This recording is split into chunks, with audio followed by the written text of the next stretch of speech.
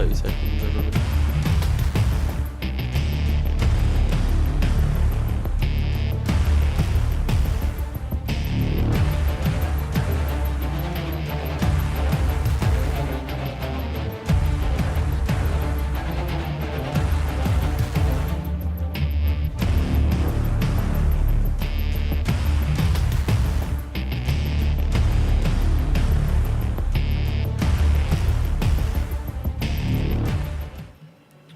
And we are live, back with you, chat. Sorry about that, few technical issues, and we are back.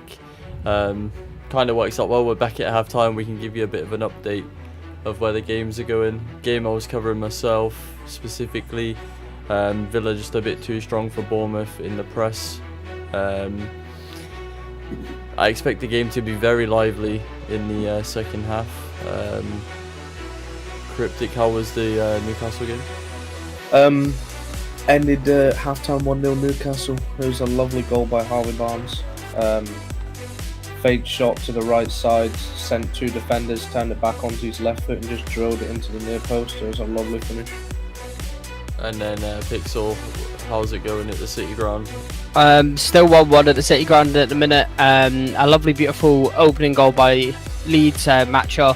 Gets the break of the ball coming forward. Just a little step over to open up his body, send it into the bottom corner, but it didn't take long for Forest to get back into the game with their equaliser. Ibrahim finishing a little 3-1 that was given to him by the Leeds goalkeeper off a corner. So 1-1 all there.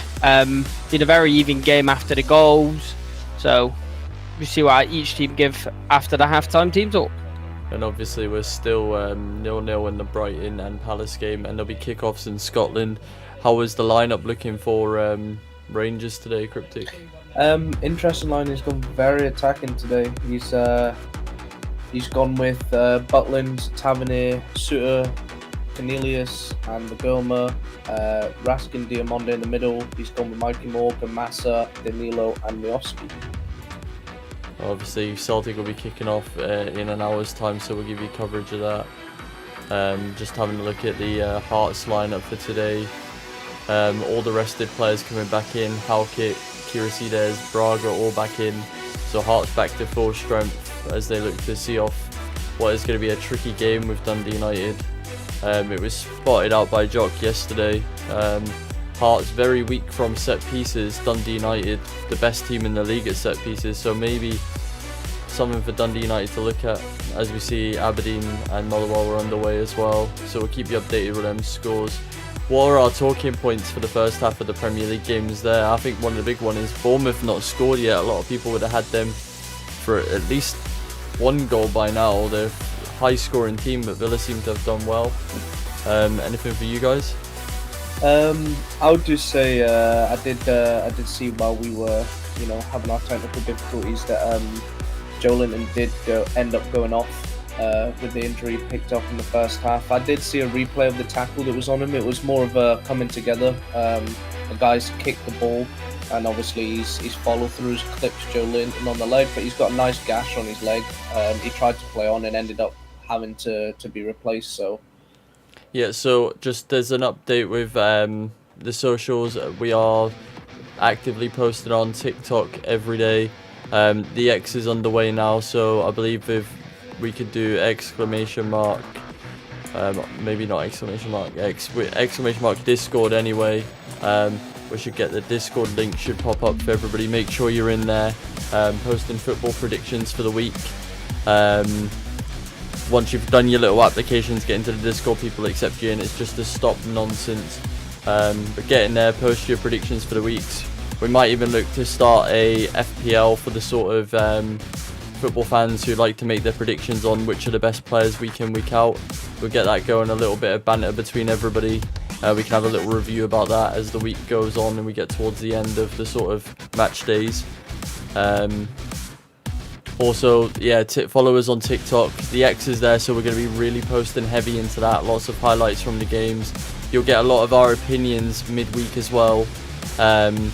People will tag it, whoever his opinion is. So if I'm making an opinion about something, I'll just say hashtag Donna thinks Rob Edwards, good appointment for Wolves.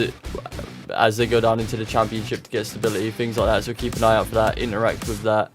That'll bring our talking points to the weekend, especially if players get injured. Like I think Gyökeres for Arsenal yesterday was a big miss. That could be something that we could be speaking about on X all week, and then obviously build into the games.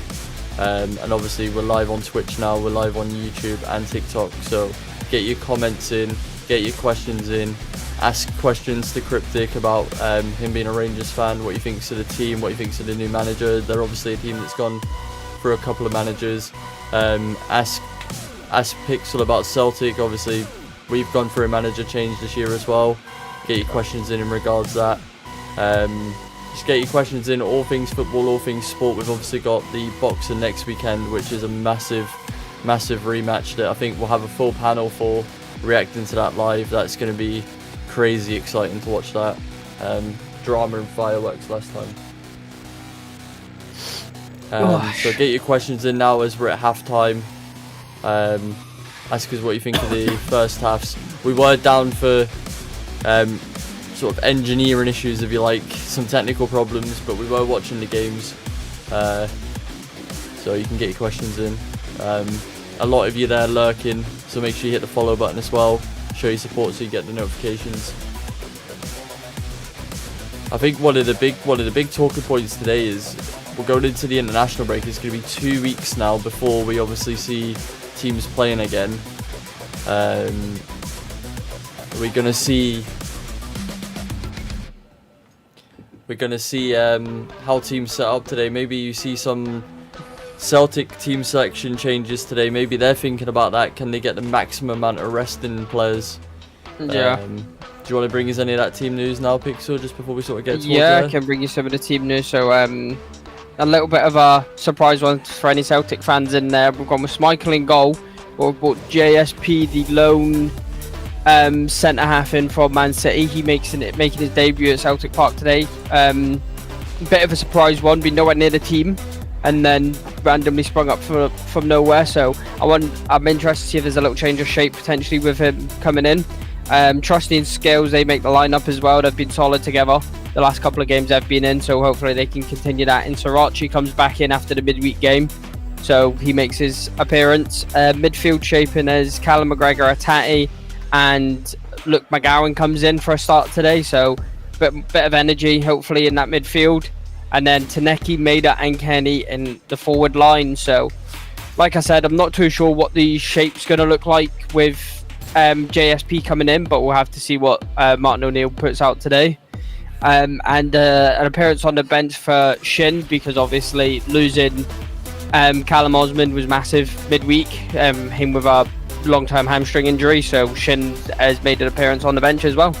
Yeah, one thing to notice about the Kilmarnock lineup in that game, obviously young Watson in midfield, he's been heavily linked with a move to some of the bigger teams in Scotland in January. He will be a pre-contract. Also scored against Celtic in the last game. Yeah. So he's going to be a threat, and obviously Bruce Anderson leading the line for them. So it's an interesting one. No goals early on. How's it looking for Rangers? How have they settled into the game? Cryptic. They've settled alright. Dundee have just had a free kick from 25 yards out. Jack Hamilton absolutely rifled it with his left foot, and there's a big save from Butland. He just put all power behind it, just went straight through the wall. It's a good save from Butland, so it's currently a corner to Dundee. Maybe another talking point is Butland the player of the year so far, and does that say a lot about Rangers team sort of this season so far that he's their player of the year? I can't see anybody else taking the mantle at the moment. He's been definitely not right now. I think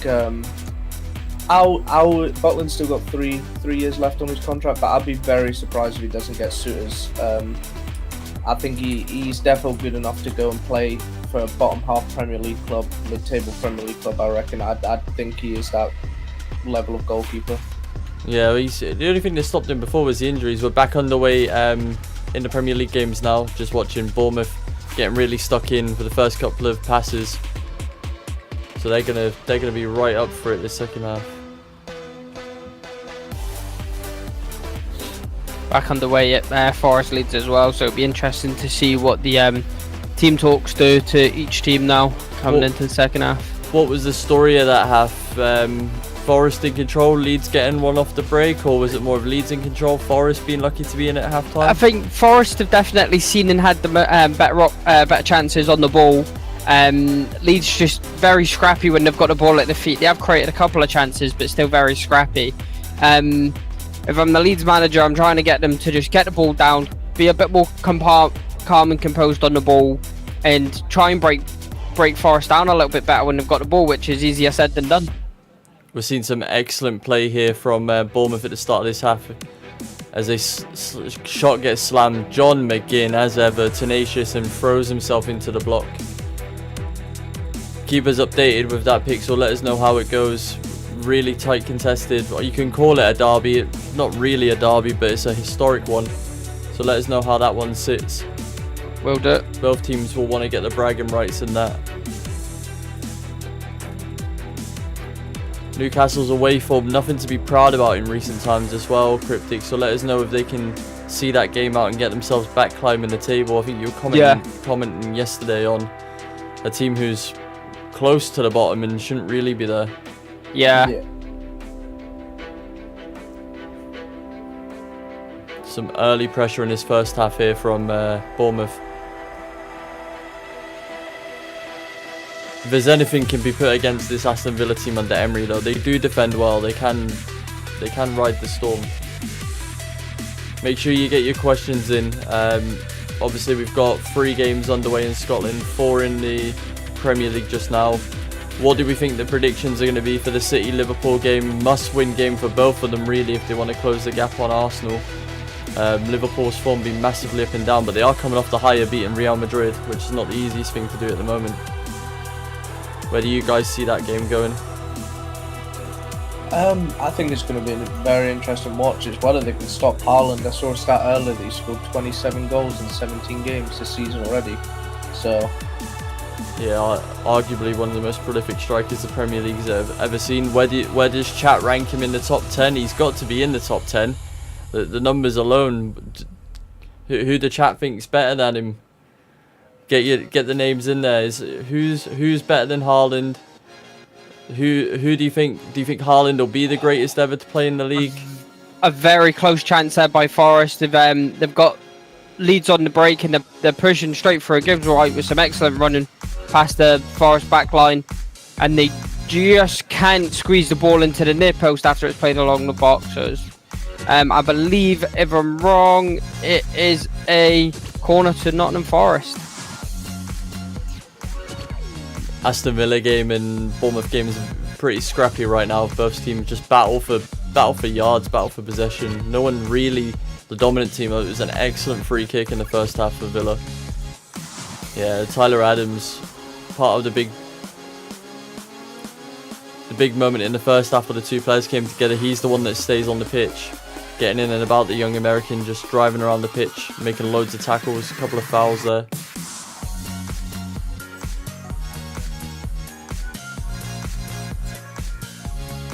How's the flow of playing the Rangers game going? Dundee in the game, or is it all one-way traffic? It's been a bit 50-50 to start off with. Rangers currently have a corner. Tavernier's just stepping up to whip this one in. I mean, the big problem we've had with Rangers this season so far is they're a really small team. But obviously the two centre-halves are up, so let's see if they can get anything from this. Tav whips it in. It's a good header. Raskin front post, does it again. 1-0 Rangers. Rangers taking the early lead there at Dundee. For such a small guy, that guy has one hell of a leap. I'll give him that.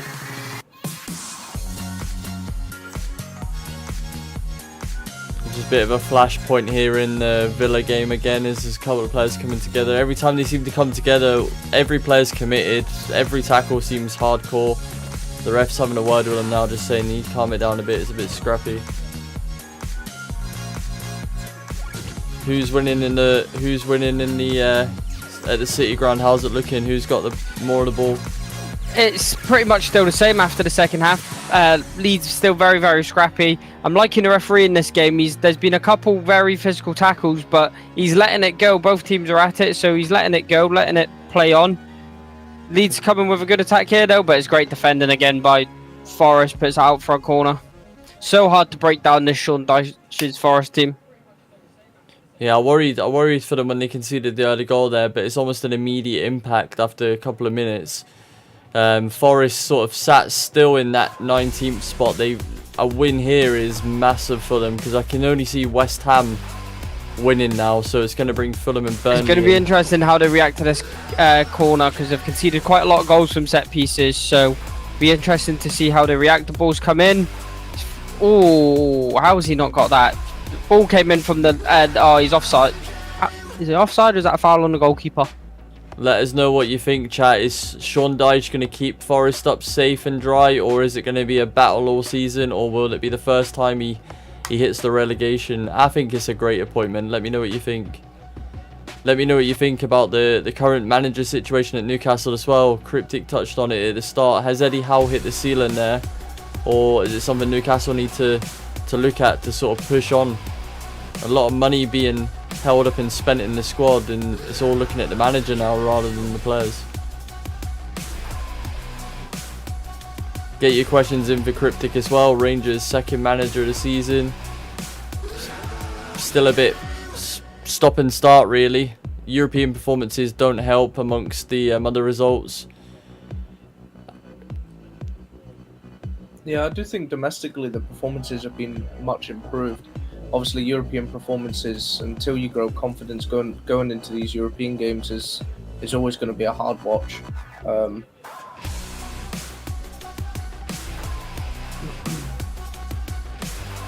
Get your predictions in for that Liverpool City game, an absolute cracker. We'll be bringing you coverage from that, as well as the Celtic game. It kicks off at a similar time. Just watching here is Villa seem to be very happy with the 2-goal lead, and they're almost letting Bournemouth control possession and just prod at them without no real effect at the moment. But Bournemouth, the sort of team, if they do get a goal, you worry that they might get back into the game quite quickly. They do love a goal this season. Big chance here. Semenyo, he's with. Oh my god, Ezri Konza. It's a great tackle. The flag does go up now.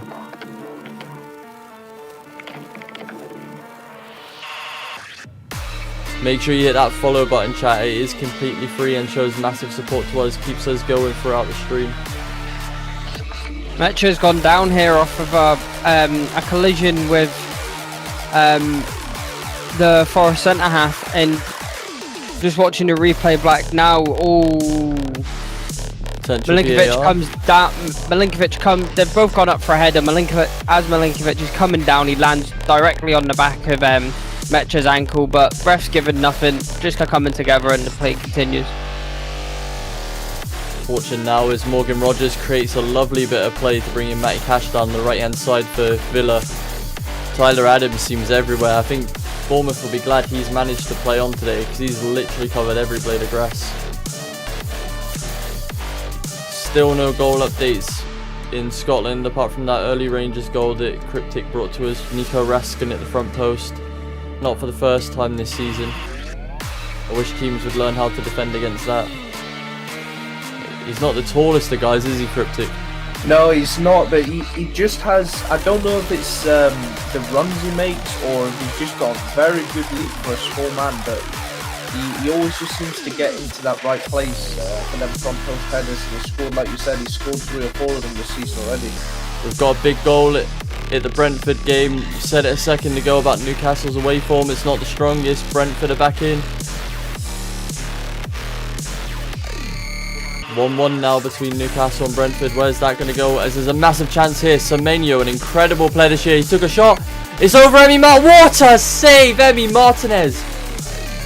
Oh my god. The ball has been struck. It's took a massive deflection. He must be about 10 yards off his line. He's committed early for it. He's flew back and he's tipped it over the bar. An incredible save from Martinez. Goal. Mikey Moore for Rangers. 2-0. Oh my god, one of the best saves I've ever seen. It is, honestly, I don't take it away from Emi Martinez here. This is incredible. He's dived. Oh my god, that is incredible. What a save from Emi Martinez. The pure agility. And as we heard there while I was just cheering on that Emi Martinez save, Mikey Moore makes it 2-0 for Rangers. Yeah, That his first goal there for Rangers. I believe so. A bit of a nice 1-2 with Danilo. Sorry, 1-2 with Gamasa. Comes back into Danilo's feet. A little bit of a deflection off the defender. Mikey Moore picks it up outside of the box. Just finesses it into the bottom corner. Keeper's got no chance. I'll tell you what, chat, let me know what you think. I don't think you'll see a better save all weekend than that from Emi Martinez. It's one he probably should save. It's the fact he commits so early to the dive. He's running from his 6-yard line and he just dives so early. It's like he's so convinced he's going to get to it and he tips it over the bar. It's a wicked deflection from the edge. But it's all Bournemouth right now with the better chances. Aston Villa I think they've committed too early to hold in the 2-goal lead. It's dangerous against the Bournemouth team. Emi Martinez again, commanding in the box. Just comes out, steps out, claims the ball. And he's held it for about 20 seconds there. So I don't know if the referees forgot how long he's got to count for. Martinez distributes the ball into the midfield and Bournemouth all over it again, win it straight back. How are we looking there at the City ground? Is anybody going to break the deadlock there and get the second? It's still very, very scrappy at the minute. Couple more chances coming for Leeds, but nothing concrete. But it's still very scrappy. As we come back to the Aston Villa game here, an incredible chance down the right-hand side for Bournemouth, and Konza comes across, excellent defending in front of the man, stops it from being a shot on goal. Villa defending really well.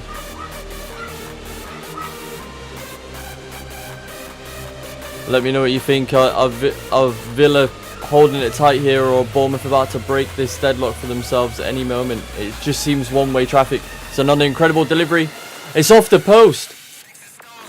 And it's another shot. Konza again.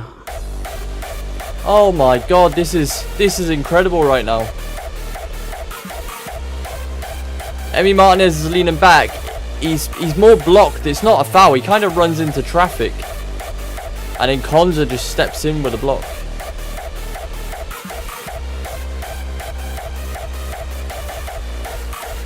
Villa need to do something here. They need to change it in the midfield, or they need to change it up top to get out here, because it's all one-way traffic. It's another corner now for Bournemouth. John McGinn's coming to clear the space for Martinez. There's a lot of pushing. I tell you what. John McGinn has literally no eyes for the ball, taking Tyler Adams out there. And it's not even being reviewed, but I don't know what John McGinn was doing there. Aston Villa breaking now. Tyler Adams, honestly, incredible. Covering all the ground. He's a one-man pressing machine for Bournemouth. How's Rangers settling into the game now? Pure dominance, or is Dundee still in it? Dundee are just struggling to cope with the Rangers press. Rangers, every time Dundee get the ball, there's 2 or 3 Rangers players just hunting. And I don't know what's changed, but Mikey Moore is just a completely different player since the new manager's come in. He's just getting the ball, he's running at people, he's hard to get the ball off of. He just looks a completely different player.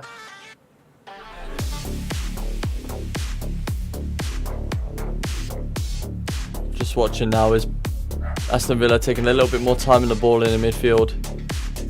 That's given away cheaply by Onana.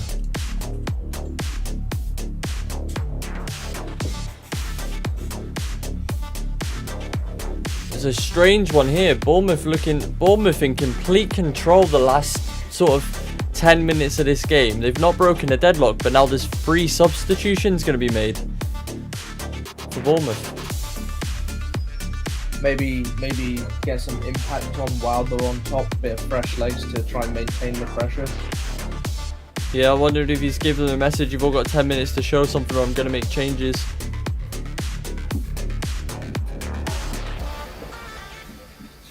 How are we looking at the City ground? Anybody having any big chances?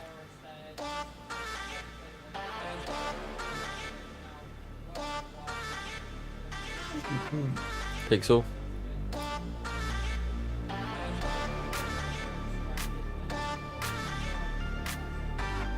Pixel needs to make sure he's not muted. I don't hear him. Pixel. Yeah. Oh, my bad. I didn't realise I was muted there. It was a very scrappy delivery. came in from Forest just there, but it was cleared away by Leeds. It's just very scrappy still.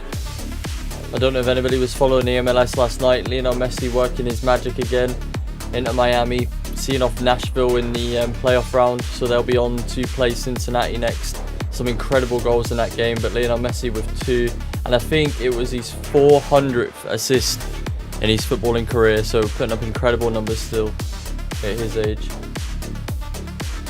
John McGinn getting more of the ball now. Morgan Rogers looking to really carry through the midfield. It's cheaply given away again. I really worry for Aston Villa here if Bournemouth can get a goal in the next 10 minutes.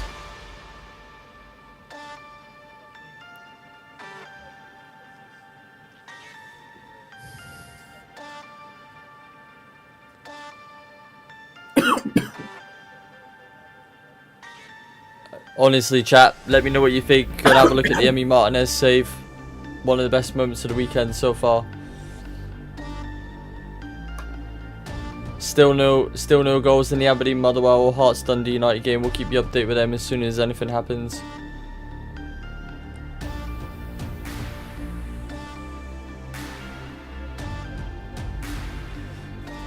Does the game give you a feel at the City Ground of a game that might end in a draw, or is it? At the current moment, yeah, it's just very scrappy. No team really creating any clear-cut chances. If I was to say anyone potentially to get a goal in this, it'd probably be Forest looking the most likely.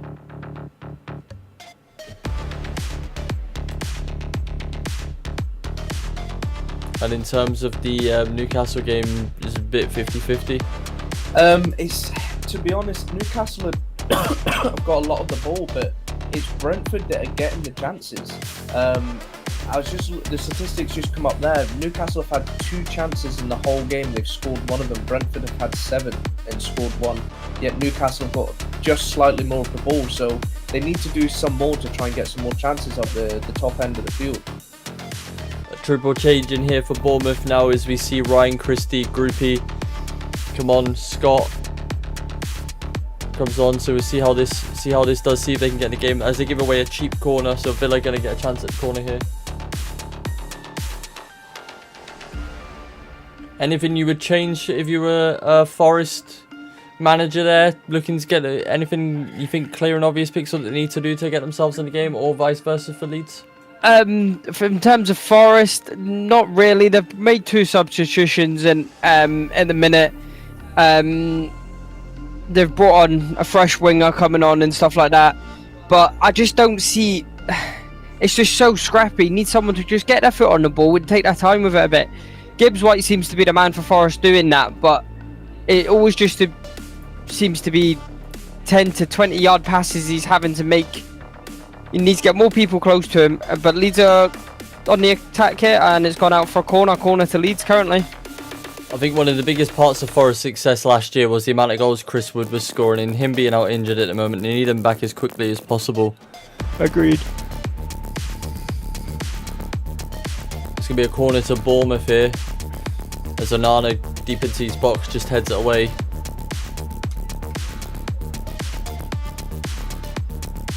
One-way traffic in the Rangers Dundee game, Cryptic, or is it pace gone down a bit? No, it's still very, very high press from Rangers. Yeah, Dundee are getting a little bit of the ball around their back line. As soon as it goes into Rangers half, Rangers just hunting that ball, and Dundee are just struggling to get any sort of momentum. Oh, we've got a big decision being made here. The referee has pointed to the spot from the corner here, and it's going to be a handball on Morgan Rogers. We're just watching the replay here.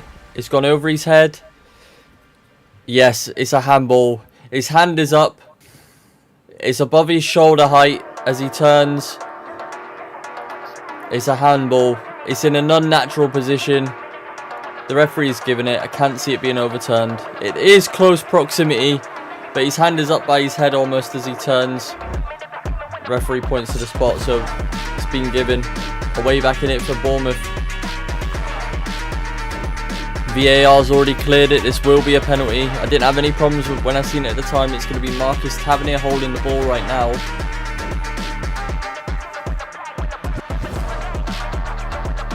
But I think he might give this to Semenyo. Yeah, Semenyo's walking towards this. Good on-field decision from the referee. Early goal at Hearts. Hearts have taken a 1-0 lead. That's good, big from Hearts, that is.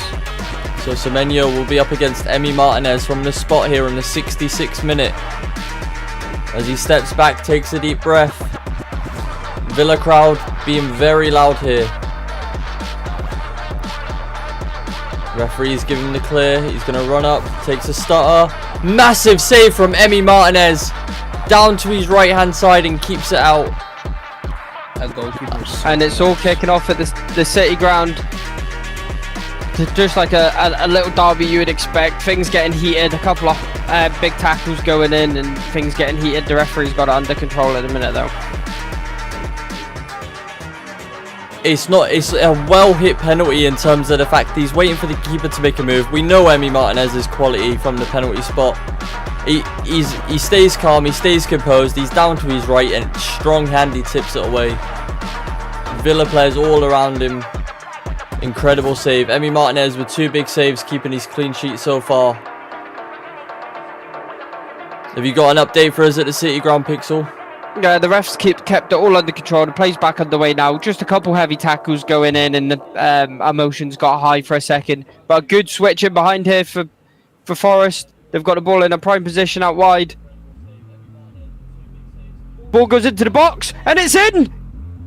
What an unbelievable cross. Perfect. Morgan Gibbs-White with a goal. Absolute perfect ball across the box. And Morgan Gibbs-White hit the back post just to finish it off. 2-1 to Forest. So Forest taking the lead there at home against Leeds. That's a turnaround in that game for Forest. So hopefully they can maintain it. Bournemouth will be thinking, what more do they have to do here to break down the Emi Martinez's goal? Honestly, chat, what do we think? He's slowly becoming one of the performers of the weekend. An incredible save from the deflection off the edge of the box, and now the penalty save against one of the most informed attackers in the league. I just have to say here on another word on the Forest goal. Hutchinson gets the ball out wide. He just shapes it perfectly. A beautiful ball in. If Gibbs-White doesn't touch it, it's going into the goal anyway. But Gibbs-White gets a tiny little touch onto it to send it even just to confirm it. Absolute beautiful ball and a lovely header from Gibbs-White. So happening all over the country now, but still nothing happening in the Palace-Brighton game. We head into the 75th minute. And it's still 0-0. Will anybody break the deadlock there? Palace with an incredible record in recent months under Glasner. Incredible performances. Still not broke the deadlock yet. I did expect that to be a very tight game, to be fair. They're both sitting 10th and 11th in the league, so I did expect that to be a very, very tight game between them two.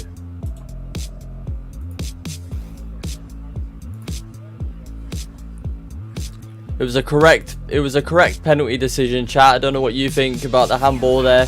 Thought it was pretty clear. Referee made a good on-field decision. VAR's backed up quite quickly, and we end up with an incredible save from Emi Martinez.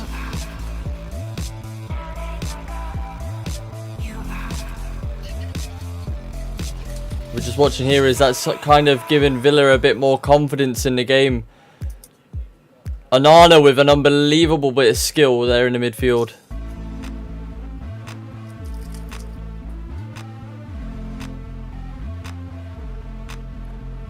Morgan Rogers, oh, he receives the ball long into the box. He takes a great touch. He fizzes inside.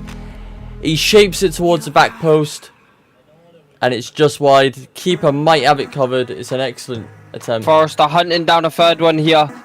They've gone up level since the goal. The ball's gone into the box. Hutchinson's at the back. Can't get his touch right, but it's fell to the fullback of Forest. Oh, deflection nearly sends it into the far post to the corner. From the cross, sorry, but it's fell back to a Forest player on the opposite side. Forest just ticking here now. They've upped the gears since the ball goes wide again. They're just probing, trying to get the ball into the box. It's gone in now, but it's gone out for a goal kick. Forest turning up the screws now. Leeds fans, what do you think? A result that brings everybody at the bottom closer to you as it stands. Surely Leeds need to think about their manager situation as well.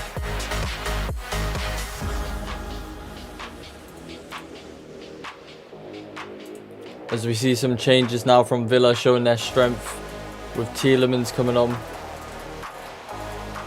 An own goal in the Hearts game with that early goal. Just to update you for the scorer.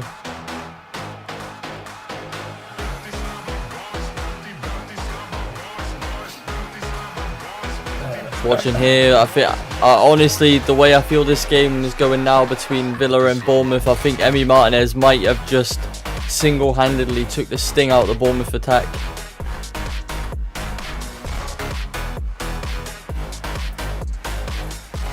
Looks like the Brentford Newcastle game's gone a little flat. It's just a possession battle.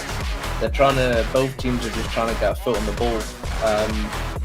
And not really creating anything in front of goal at the moment. Yeah, it seems like we've got a lot of games on the knife edge at the minute. You see where they go. Bournemouth can get a goal in this, and it can make it interesting. I don't know what they're going to need to do to get that ball in the net.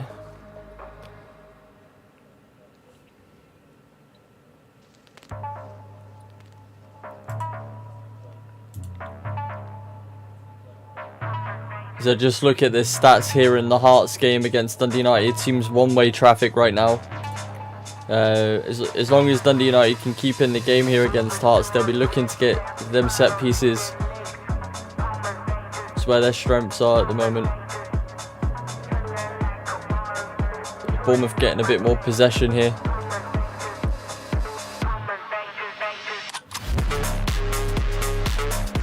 Semenyo played in down the right hand side, put too much on the ball, he can't keep it in play. What do we feel about Aberdeen's start to the season? I know they had a lot of European games early on.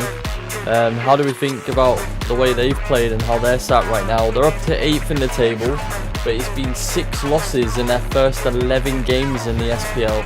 I do feel I don't know, is it squad depth? Are they struggling with the 2 games a week? Is the players just struggling to get up for 2 games a week with the current squad depth they've got?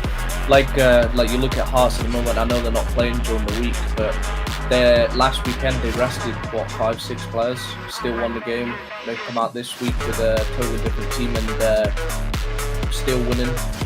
Aberdeen just don't seem to be able to do that. Here's a stat that might absolutely blow your mind. Aberdeen have scored the least amount of goals in the SPL this season. That's crazy. So some big changes coming on for Leeds now. They've brought on Daniel James, Calvert-Lewin and Joel Piero now. So big 3 changes for Leeds. They're trying to get something back out of this game, so it'll be interesting to see what happens. Big news in the Newcastle game. Dan Burn has been sent off. Oof. Second yellow card in the 73rd minute. So that could completely change the tides of that game. Newcastle were not the best away form at the moment. It looked like they've really put themselves under pressure now with Dan Burns' card there.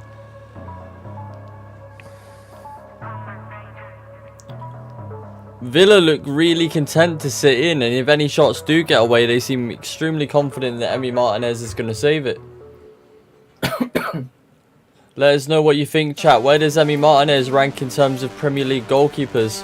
He's a World Cup winner. Was at Arsenal for an extremely long time until he got his chance and then moved away. Are Aston Villa lucky they've still got him? Man United were after him in the summer, opted not to go for him. I think it was wages, right? Is that my understanding, that wages was the reason why Man U pulled out? Yeah, I think we're never going to be 100% on that one unless we were in the building with the contracts or what was going on. But I would imagine compared to the 2 goalkeepers, wages would have been the significant factor. Emi Martinez probably would have been looking for that 200 plus sort of fee a week. Yeah, if Jock's around, he'd probably give us way more insight on that one. But yeah, that's what I would have thought was the stumbling block there. We're getting into the dangers area this season for Forest, though. They've conceded 8 goals between the 75th minute to the 90th minute, so it would be interesting to see how they deal with that this game, with Leeds starting to slowly but surely knock on the door. So it'll be interesting to see how Nottingham Forest deal with that. Ollie Watkins working his backside off here, creating a half chance for Villa. He's just controlling the ball out wide. Tries to play in Morgan Rogers. Earns a corner, so it's going to be a corner for Forest, for Villa here on the 76th minute. They look to work some sort of set piece where all three players have come to the really short and then ran to the front post. And then it's a goal. It's an incredible set piece. Ross Barkley with the header at the front post. It's one that's been worked on with the set piece coach. It's lined up for an in-swinger. Three players for Aston Villa have ran short as if they're coming short to receive the ball. They've ran back towards the front post and Barkley's ended up free. He's looped it backwards over the goalkeeper. Aston Villa 3, Bournemouth 0.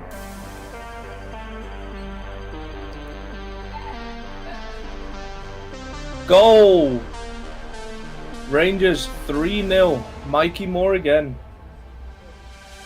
There's also a goal here, massive goal here in the Newcastle game, as Brentford have taken the lead against Newcastle, and it's going to be a penalty.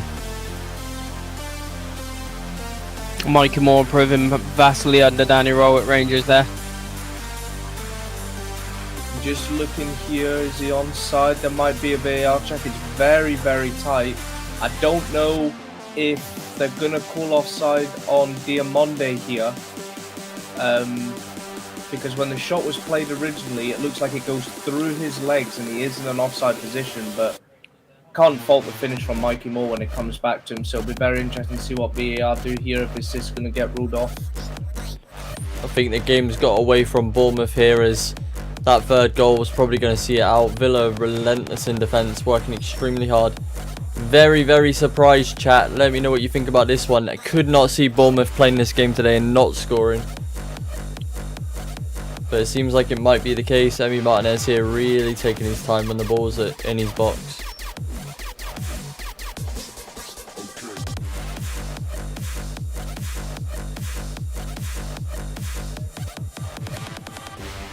So Newcastle's struggles continue away from home. So my only thing with this VAR call is that they haven't looked at it. The ball does go through Diamonde, who's in offside position, but the keeper still makes the save. So I don't think it's allowed to pass through the player, like even I a don't dummy. know if it goes. I can't see from the replay if it goes under his legs or if it goes from the side of him. I've not seen a good enough What angle. a save by the Forest goalkeeper. Oh, what a save by the Forest goalkeeper. Dan James there gets ball off on the edge, takes a beautiful strike, and the Forest keeper kind of rooted a little bit to start with, but then makes a great last-ditch attempt and pulls off a great save. Still 2-1 Forest. You guys got nominations for man of the match in the early Premier League games that you've been watching. It's got to be Emi Martinez for me in this Villa game. When the game was looking like it was going towards Bournemouth, he just makes two incredible saves and keep it going that way. You got a nomination from a City ground there, Pixel? My nomination is Gibbs White. He's completely ran this game ragged. Every time he gets the ball, he looks very lively. A goal to his name as well. So my nomination is going to Gibbs White. He's been phenomenal today. And who caught your eye in the Newcastle game there, Cryptic?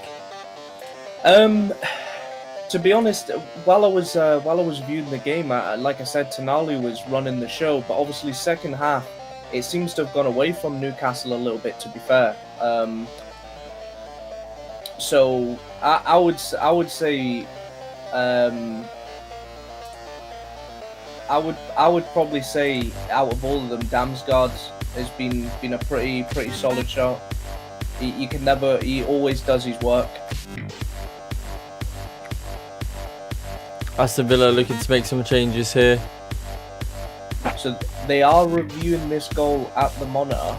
So this is going to be very interesting to see what they... Rangers goal still being reviewed, is it?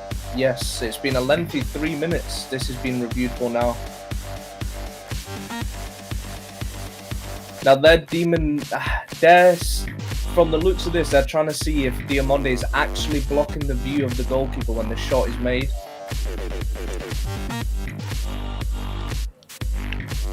Getting into the last 10 minutes now across the English games, the 2 o'clock kickoffs. Current scoreline: Aston Villa 3, Bournemouth 0, Brentford 2, Newcastle 1, Crystal Palace and Brighton. Will anybody get a late winner there? It's still 0-0. The goal has been ruled out. We're back to 2-0 in the Rangers game.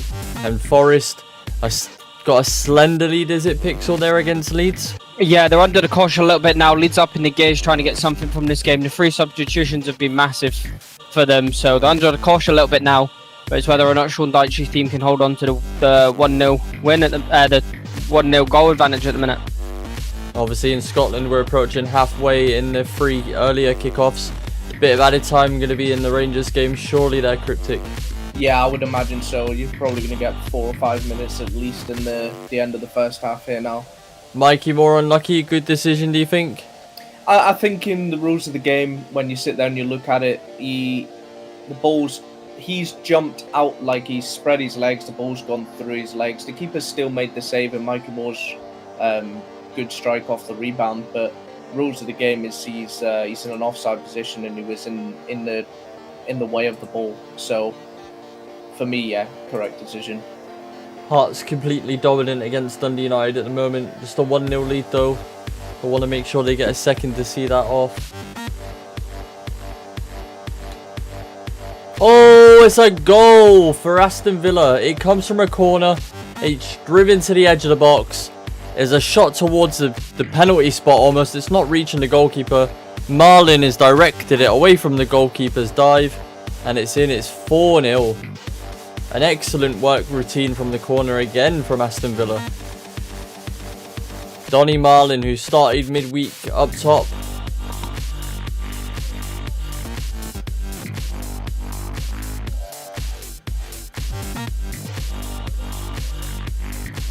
Just watching it back here, yeah, I don't think Marlin's going to get the goal. It comes off him before it goes in. But he really doesn't mean it. He does not know what's going on. Yeah, that tells you there. Just seen the stats there. Since Leeds' triple change, they brought on Calvert-Lewin, Dan James, Impero. They've touched in the opposition box has been so much more. They've held way more of the ball. Them 3 subs have made a massive change for Leeds. But it's whether or not they were brought on enough time to cause an actual difference. I'm just going to bring you lineups here for Man City, starting in their 4-1-4-1 formation. Donnarumma in goal, Matheus Nunes at right back, Diaz and Gvardiol in centre backs, Nico Riley left back, Nico Gonzalez will be in the holding role, with Bernardo Silva, Phil Foden, Cherki, Doku and Haaland. An extremely strong lineup from Man City.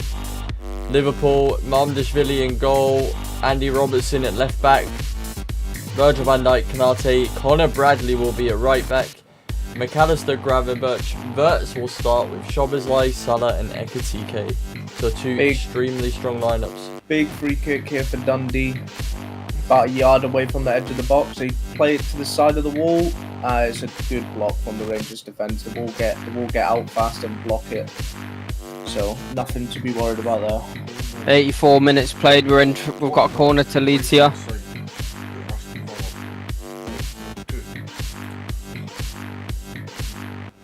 Let us know what you think, guys. Who's got the strongest 11 there between Man City and Liverpool? 2 extremely strong teams. Aston Villa look like they're on the break again here again. It's defended well. They probably just want to shoot and hope they get a corner at the rate they're scoring from set pieces. Another big corner from Leeds here. The ball goes into the box. Oh, and it just goes wide of the post. Calvert-Lewin with a great header just wide of the post from the corner. Leeds are knocking on the door with 5 minutes to go. Sean Dyche might be subbing himself onto centre back. He'd probably do a job as well, to be fair. Bournemouth just giving away some silly fouls now. They really are stressed. The game's going to read 4-0 at the moment at the end, but there was a story in this game for a moment where they're really putting on a lot of pressure into the start of the second half. Emi Martinez with 2 incredible saves keeps the scoreline in favour of Villa, and then Villa up the other end, 2 incredible set piece routines. Big goal just before half time. It's Tynecastle. Dundee United have pulled one back. Hearts 1, Dundee United 1. Showing a little bit of bias towards one side there. Come on, Dundee United. Oh.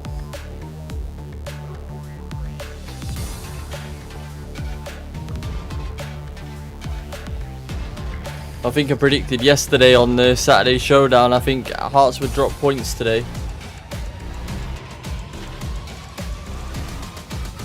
Morgan Gibbs White is running the show here today. Oh, there's screams for handball by Forest there. The referee's having none of it. Just a little. Then watching the replay here again now. No, it's off the inside of his chest there. No handball there. Good call by the ref. As we're just watching here, as Aston Villa have another half chances, defended well by Bournemouth centre back there, Senesi.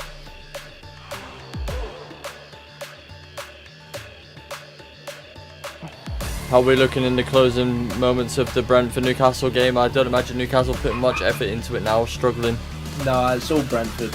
All Brentford at the moment. I don't think Newcastle are going to get anything out of this unless they manage to catch them on a break. Hearts and Motherwell 0-0 at half time. Two teams who I think might play each other to a draw there. Make sure you get your questions in for the half time for the Scottish games chat. You want to ask Cryptic anything about Rangers, get the questions in. And that is a substitution being made for Forest. Gibbs White is going off now. Absolutely tremendous game he's had today. Man of the match. Been absolutely unbelievable. Leeds have not really been able to deal with him in the middle there. And he's had a good 87 minutes. So, man of the match for today's game. Just remember, chat, I'm going to have my eyes on the Man City-Liverpool game. And obviously the Celtic game, so we'll keep you fully updated with the two later kickoffs, both in England and Scotland. The Celtic one's going to kick off just slightly beforehand. What is the reason for the 4 o'clock kickoff? Does anybody know? I just think they try to spread the games out a bit, I'm not Just trying to sure. spread them out. Yeah. I didn't know if it was like a TV thing or I didn't know. Currently in 4 minutes about Hutchinson's got down in the box and the referee has given a penalty to Nottingham Forest. Hutchinson beats the fullback and the fullback just clips him as Hutchinson gets past him and the referee instantly pointed to the spot. Just before you go on to the penalty there, Donny Marlin breaks through here for Aston Villa. It's given away cheaply by Bournemouth. Barkley breaks, they run through. Marlin's in, and it's an incredible save from the goalkeeper. Well, actually, I think he's just sat the goalkeeper down and put it wide. Yeah, it's just a poor finish. Goalkeeper has nothing to do with it. Absolutely no argument from the Leeds defender there. He knows he's in the wrong there, and it's a 88th minute penalty to Nottingham Forest to take them 3-1. If this goes in, this should end the game off here.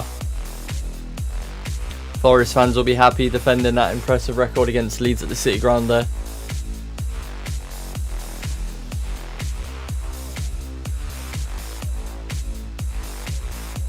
Getting into all added time in the English game. There is a VAR check on this here. Whether or not it was actually in the box. It is clear in the box. The contact is made on the line. It is a clear penalty. The contact is made on the line. Hutchinson's in the box, but the contact comes as Harrison touches his back leg as he's in the box. In my opinion, that is a penalty.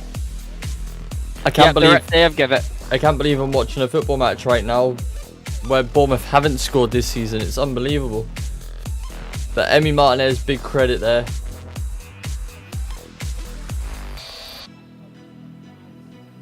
Lucas Stevenson with a goal there for Dundee United to equal it up just before half time. How's the penalty looking? He's just the number 8 for Forest is just standing up to it now. Keeper's really big in the Leeds goal. Just waiting on the ref's whistle now. Is it going to be Elliot Anderson for Forest? Yes, it's Anderson for Forest. It's his first game for Forest in the Premier League this season. So will he do it? Big moment from here. He's got the Forest fans behind him in the goal, and he scores. Brilliant penalty from Anderson there for Forest. Forest 3-1, and that should end the game off.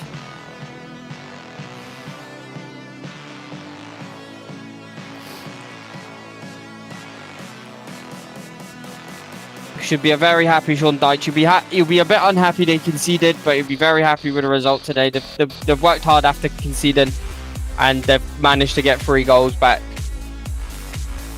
Just watching now as this game sort of fizzles out with 4 minutes added time. Bournemouth, there's a lot of stressed players out there that they've not got more from this game. 4-0 scoreline might slightly flatter the game because Aston Villa, it's been a contest, but Villa just more efficient. Set pieces, incredible free kick. Bournemouth just giving loads of cheap fouls away now. Half time in the Rangers game, 2-0 Rangers. Really good performance that first half. A lot of hunger and desire to try and get the ball and to make chances. So really good performance from the boys. Yeah, half-time scorelines of Scotland, Aberdeen, Motherwell 0-0. Dundee Rangers 2-0 as Cryptic's just said there, and Hearts are drawing with Dundee United 1-1. So, and Forest are not done yet. They're on the break now. Again, Hutchinson going forward. He's decided to go alone, but it's a good block from the Leeds defender. Forest looking to put Leeds to the sword there in the last couple of minutes, not settling. Aston Villa with a dangerous free kick here. Tielemans is going to line up for it. He has put it in. It's defended well.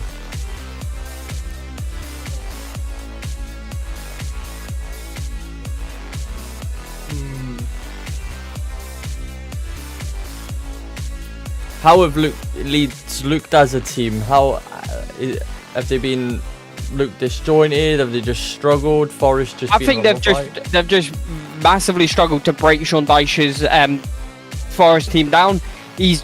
We all know what Forest are like defensively under Sean Dyche at the minute, and I think that has been the biggest issue with them at the minute. They've been better since they brought on Calvert-Lewin and Dan James, but other than that, they've just really struggled to just break Forest down.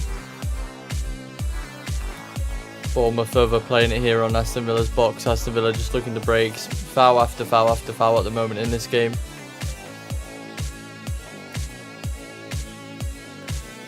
Some talking points in the lineups for the teams today. Are we surprised with some of the decisions that were made? No Gakpo, no Isak, no Kerkez all starting for Liverpool. Are we surprised with some of them? No, I think that Liverpool team that he's fielded has been the Liverpool team that's been performing, whether it's been through certain players coming on, through substitutions or what. That's been the Liverpool team that's been performing, and Bradley's been amazing since coming in, so I think he'll do another good job today. But oh, what a save! An early late chance for Leeds from Calvert-Lewin, but the keeper just claims it from his header, and it's still 3-1. And what do we think in terms of the strength from the bench? Where do we think the strength from the bench lies in the Liverpool? Oh, goal! Brentford are 3-1 up at Newcastle. Or at home to Newcastle, should I say. Newcastle's game going from bad to worse there. My question is, this puts Newcastle 2 points off relegation. Like, how long can Eddie Howe keep this up before his job is under pressure? Like, that is a good question. Let us know what you think in the chat, guys. Should Eddie Howe be sacked now as Newcastle manager? The talking point of the day. Get your questions in. They just seem to be going backwards rather than forward. Does that make sense? Like you just don't see progression at the minute under Eddie Howe.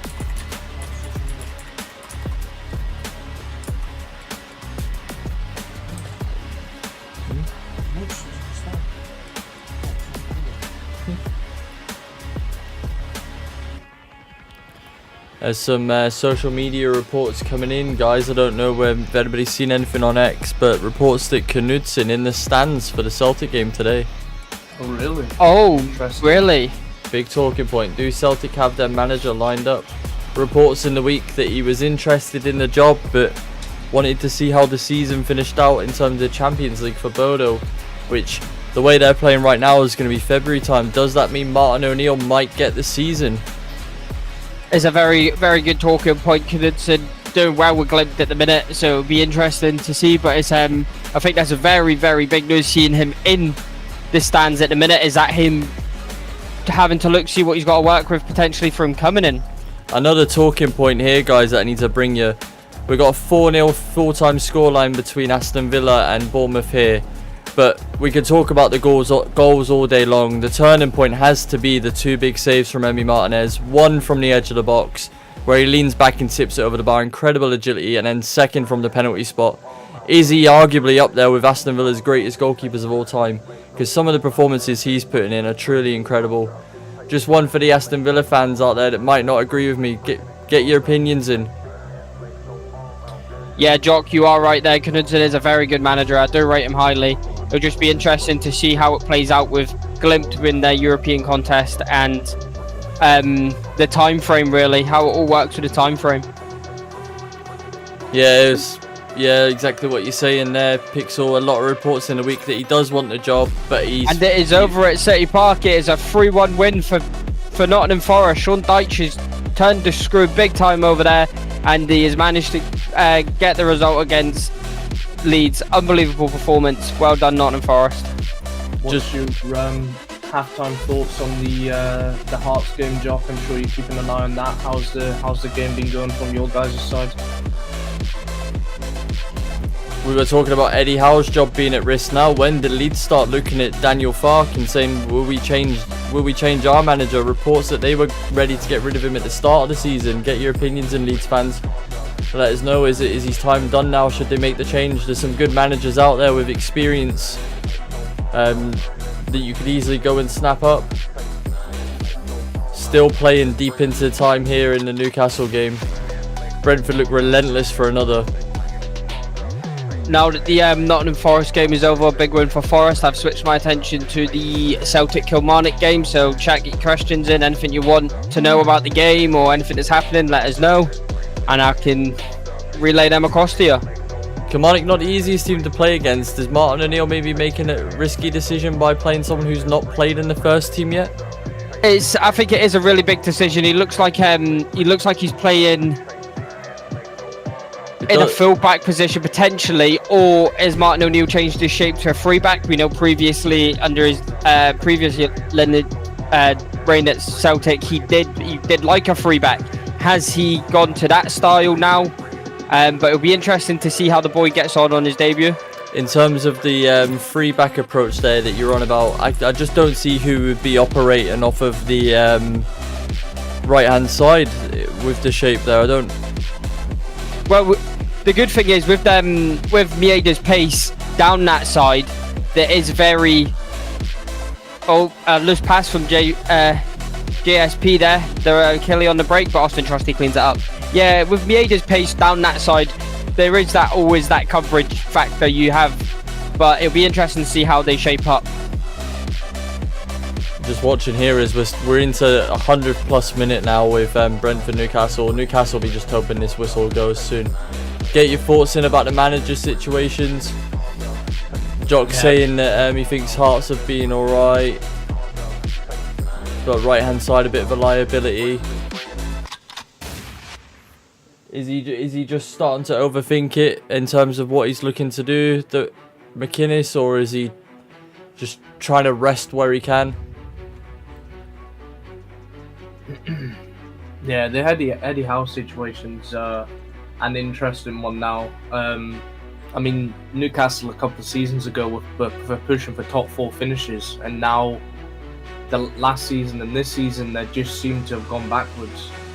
So I just don't see where the progression is under Eddie Howe anymore, and what they can do as a team to push forward. Yeah, it's an interesting one. Jock saying there's just no fit right backs.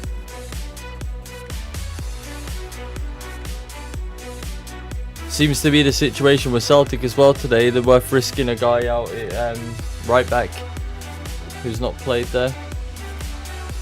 Just looking at the table now, Wolves, Forest and West Ham in the bottom, but Forest and West Ham winning this weekend and all 4 teams above them losing. So Newcastle, Fulham, Leeds and Burnley fully into this relegation battle now.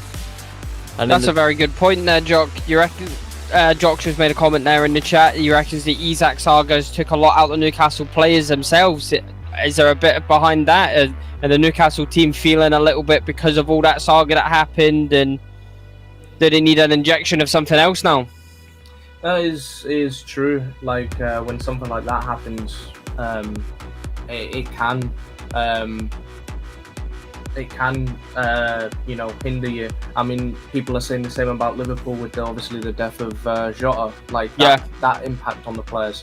So things like that you've got to think these people go into work every day, spend 8, 9, 10 hours, 7 days a week with each other. So of course, when something like that happens, it's going to impact the team and impact the players. So it'll be interesting to see if they can get over that. Touching on to the, just to give you a full-time scoreline for Palace Brighton fans, 0-0 there. Bit of huff and puff from both teams. A lot of yellow cards for Brighton in the game. Seems to be settled out for a point each. Two teams, probably the way the season goes, is probably the way the result should have gone, to be honest. And Daisuke Maeda has put a ball over the bar. Beautiful little bit of play from Taneki out wide. He finds the space to get the ball through. It drops to Daisuke Maeda. He's just leaning back too much, and he just sails it over the bar. Absolute beautiful little bit of play. The ball from Taneki's a little bit lucky because it deflects off the Kilmarnock defender, but Maeda just sticks it over the bar, leaning back too much. Another talking point with Daisuke Maeda. We're obviously approaching the January transfer window. It will be with us before we know it. His contract's up at the end of the season. He is going to be a player who's highly sought after. Will Celtic just look to get some sort of money for him come January? Will they look to do it quite quickly? Will they actually replace him? I do think they'll potentially try and move him on in January. I think his head was already gone in the summer. Well, he was told he could leave in the summer if you believe reports and stuff like that. So I think I do think. Oh, a little mistake there from JSP. Doesn't quite get the clearance off. Killiv got the ball in the corner, trying to work something. No, he has been given offside. Celtic have a free kick. I do think Celtic will try and push to throw a move for him in the January just to offload him. They don't want a player of that quality walking out the door for nothing if they can help it. Yeah, 100%. But what they get for him, a player on 6 months of his contract, you're not going to get anywhere near the money that you would hope for him. I would be very surprised if you pushed £10 million for him, like 6 months left on his contract. I feel he'll command a £10 million fee minimum. It's just Celtic will be just better keeping him towards the end of the year. In terms of just to touch on what Jock's saying there, when you lose your best players, bound to donate your confidence. I also think it ruins the culture because of the way it went down. It kind of sends the wrong message throughout the whole of the team when Isak there was just demanding the move and refusing to play. It sent the wrong message throughout the whole of the squad there, and I think it might be having an effect. But one of our talking points we raised as well is Eddie Howe just hit his ceiling now and struggling to motivate that team and take them to anything further. Yeah, that's my honest opinion. I just don't. I mean, I've got a lot of Geordie mates and a lot of friends that support Newcastle, and they're all in a very similar opinion. I mean, they love Eddie Howe for how much he's pushed them on in the last few years since he's been there and stuff like that. But I think they're all in the same opinion that I think he's hit his ceiling, and I don't think he's the quality manager to try and push them on to try and get constant European places and to spur that team to bigger and better things. Yeah, I think their aim is consistently to be a top 6 team, maybe even top 4, and try and get the FA Cup and the League Cup, be in contention for it. It just always seems that this year they look like it could be in a relegation battle unless they make any sort of decision or unless it turns around quickly.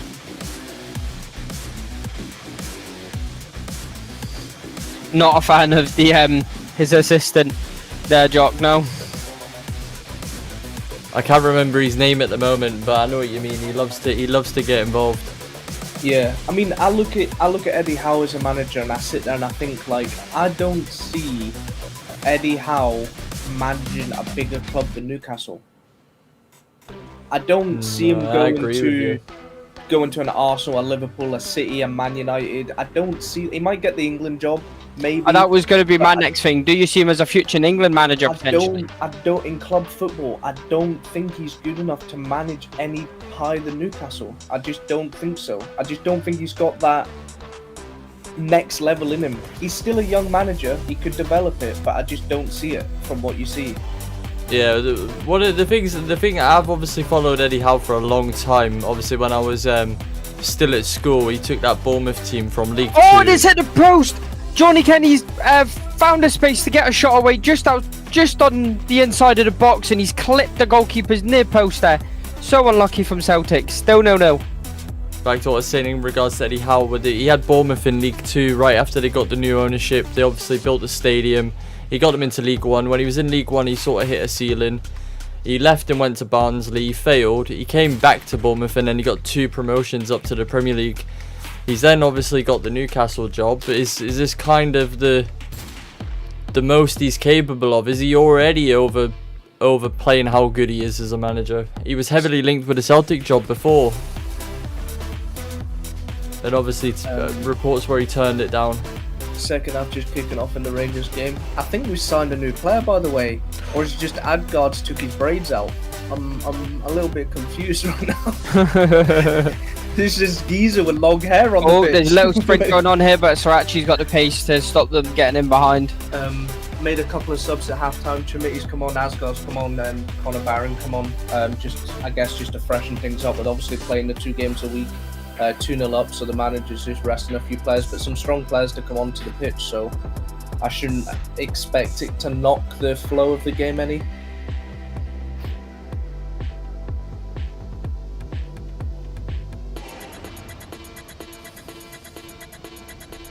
Taneki running in towards the box, he's shifting, looking to get, he plays a lovely pass into Rio Tati, it falls to Kenny, and it's a goal! Celtic are 1-0 up at Kilmarnock, at Celtic Park, sorry. Johnny Kenny with a beautiful finish. Lovely bit of play by Taneki to find a Tati, and he gets a little bit lucky with a pass inside. But Johnny Kenny finishes at 1-0 Celtic. Everything good, doesn't look like any offsides, looks like a clean goal there. It looks clean goal to me, everything looks fine. Taneki with a lovely bit of wing play, just finding the space. He shifts inside slightly, he plays a little reverse pass into Rio Atati, who gets the touch back in towards Kenny, and it's an easy tap in for the youngster. Oh, free kick to Rangers, prime Tavernier range this, about 25 yards out.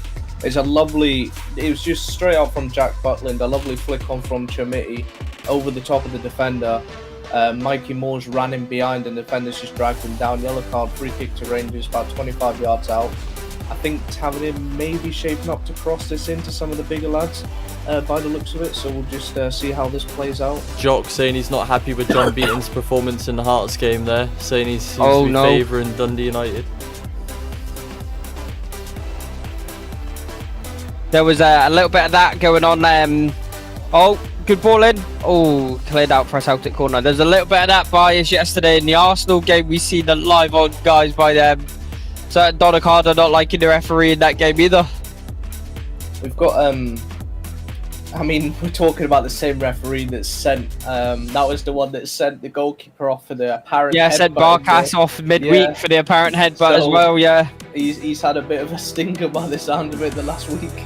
Just to give you an update from Italy today, where it was the battle of the Scottish players, Bologna versus Napoli. The result went to Bologna, would you believe? Big result for 2-0. Bologna there. None of the Scottish players getting on the score sheet, but Lewis Ferguson taking the bragging rights over McTominay. Good result from Bologna there. How's the game looking at the moment? How's Celtic playing? How's things unfolding? Celtic are playing very well at the minute. They're moving the ball with intent, good intent. Johnny Kenny looking lively as normal since he's came in and got the opportunity. He's been leaps and bounds. He's done amazing. Something Celtic were screaming for, a proper number 9, and he seems to be doing the job well at the minute. Was that 4 goals in 3 games now for Kenny? Yeah, big performances from him recently, so hopefully he can continue his little bit of form. But in general, Celtic just moving the ball better than what they have done in previous games over the last couple of months, and it seems to be showing. I've always said with the Celtic team, if Celtic are flowing, you could literally put an under 13 striker up there and he'll score goals.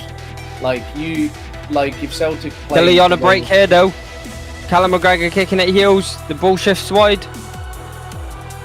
Killy get the ball. Oh, good defending by Srirachi to stop the cross in, but it's a corner to Kilmarnock. Get your opinions in chat. Don't forget to follow us on all of our socials. All the support is more than welcomed. We are going to be bringing you content as much as we can, so it's much appreciated. A lot of our streams get chopped up into clips and put on TikTok. Some of our best highlight moments. You guys can also control that by clipping some of the best moments. So if there is something that you find funny or a talking point, clip it up. We'll get it spoke about. We'll have a laugh with it. You guys are fully in control. The minute you post a question into the chat, we'll start answering it. Jock's on about here. Centre back playing it right back. So Hearts made a few tactical changes to try and take more control of the game. Derek McInnes is a manager. He won't just sit and let things not work. He did the same in the Celtic game and then took control of it at the start of the second half.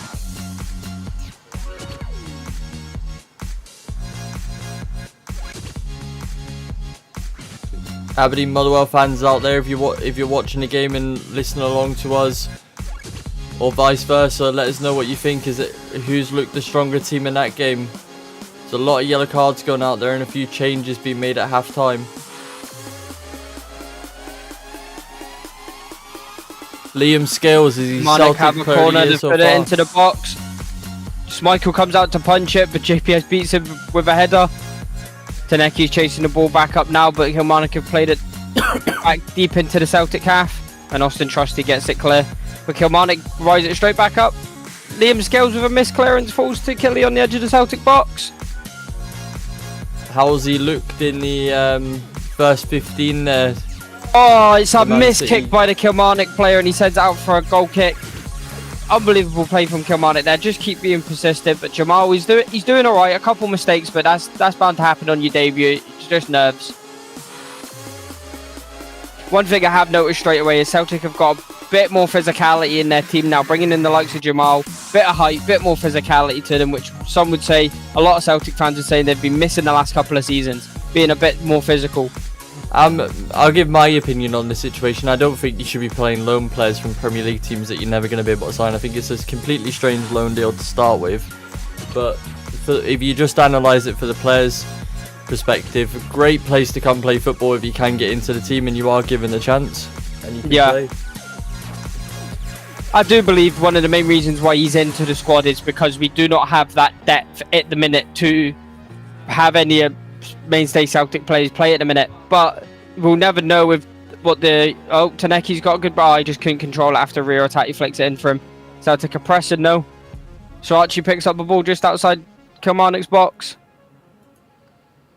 Just as I'm watching the penalty there that was taken by Elliot Anderson for Nottingham Forest, he took it so well.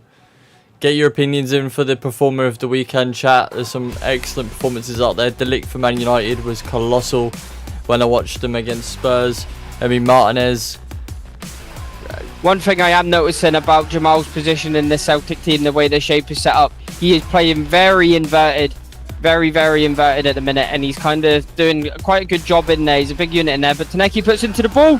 McGowan at the back post. Oh, the keeper touches it out for a Celtic throw-in. Is he playing right back? Is he playing where is he playing at the moment? What position? He is playing on the right at the moment, with Dyson ahead of him, but he's doing that Greg Taylor inverted role that Greg Taylor used to do when he was at Celtic. He's coming inside and he's not doing a bad job at the minute. It's still early days. He's got the throw-in at the minute, but it's still early days. I'll let you know how his performance There's plays one out. thing worth noting in regards to that. He's obviously come from the Guardiola Man City team where he deploys centre-backs in full-back to play extremely inverted. There's almost like 4 centre-backs, so yeah, he might actually know the role really well. We've not seen a lot of him.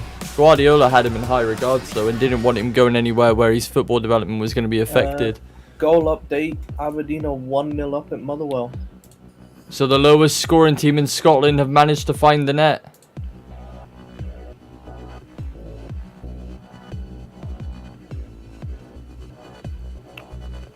Hearts and Dundee, a little bit of a nice late up. tackle in there by the Killy player. The refs having none of it though. And Killy get the ball cleared, but Celtic instantly straight away with ball back just out down the wing of Killy's right hand side, and they're just taking over again.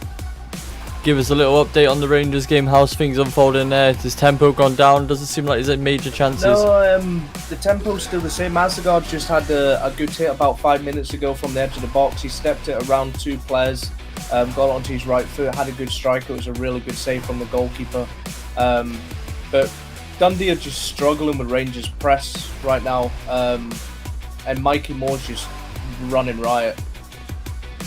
Just need a little bit more from the striker that we've got up top to try and, you know, make chances or create runs, do things like that. Miovski had a chance first half, didn't really show much. They brought Chimiti on this half, and we'll see how that plays out. And in terms of how Celtic are playing, is it very reminiscent of Celtic under Martin O'Neill in the last couple of games? Minus obviously the Midtjylland game, through the ranks, more direct. Yeah, more direct, very fluent football at the minute. The ball goes into the box. Kenny nearly gets a touch onto it, but it goes back out to Taneki. Very direct at the minute. Taneki's trying to find his space, slips to Srirachi, and it's a Kilmarnock goal kick. But that's very good play from Celtic. Very direct at the minute. Kenny looking lively. The goal for Aberdeen comes from Jasper Karlsson, the loan player, who I picked out in January as a phenomenal loan signing for Aberdeen. A player that had only came to Aberdeen because he worked with Jimmy Thielen before. Really is an incredible pickup from them. Not a player I think they'll be able to get permanently, but he's come up with his first goal. And this is going to be a crazy bit of news for Celtic fans. Another hamstring injury. Srirachi has gone down with what looks to be a hamstring. He was asked in the week, Martin O'Neill, is there a curse in terms of injuries, and so is Callum McGregor, and they sort of laughed it off. Yep, he looks to have done his hamstring. That's the 4th or 5th player now consecutive games pulling up with hamstring injuries. Does not look bode well for the boy. Kieran Tierney going to be coming on at left back. Yeah, he instantly, as soon as the ball's played to him, for him to come down and try and get a cross in, he instantly feels his hamstring and signals to the bench. So that's Celtic losing another player to a hamstring injury. Incredible. So that's 3 in the same week. Yep. Sorry, I missed that. Who's gone off the hamstring? Srirachi. Oh no. It's just not been Celtic's luck the last... Yep, Kieran Tierney coming on now. It's just not been Celtic's luck. The stretch is coming on for Srirachi. That's a proper hamstring pull by the looks of it. So again, it's another big loss from Celtic there in terms of another player with a hamstring injury. Goal, it's all happening at Pittodrie now. Motherwell have equalised. It's 1-1. Oh, bit of a late tackle there from Chimiti. Here's a question then, talking about the Celtic injuries. What's going so wrong? There's so many hamstring injuries over the past couple of games, past couple of weeks. What's going so wrong? Why all these injuries now? It could be anything. Just to touch on Jock saying that Dundee United left winger Fata is impressing him against Hearts there. Not a player I've seen a lot of myself, Jock. You have to let us know what's impressing you about him. But is that Beningame out for Hearts? That's got a lot of hamstring injuries happening in Scotland. I did say the one player Hearts have to keep fit is Beningame. It has not been a good year for the hamstrings in Scotland, that's for sure. You need to let us know what's impressing you about the winger for Dundee United. Is it his directness? Is he creating a lot?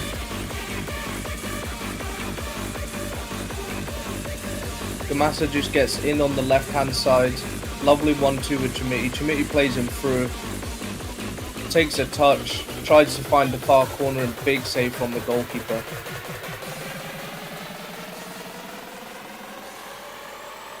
So probably the worst players. On a break here. The ball's gone out wide. He's looking to find the space to get a cross in. He's found... Oh no, offside again. Been a good line from Celtic there. Catching them offside down the wings every time. Probably the worst injury Hearts could pick up on their run at the moment. Benny's been pretty colossal. Oh, I tell you what, he is not offside. That's a wrong decision there. Austin Trusty's back leg keeps him onside there. That's the wrong decision there if you ask me. Jock saying that the directness of the winger there for Dundee United is being a problem, I guess, or just something that's caught the eye for him. That's what you want from your wingers. You want your wingers to pick up that ball and drive your team forward, get your team up the field, try and take on players. I tell you what, that is a hell of a battle this game as well. Dyson Mieda against Thompson down that side. That is going to be a hell of a battle. Thompson beats him in that occasion there. But that's going to be a great battle.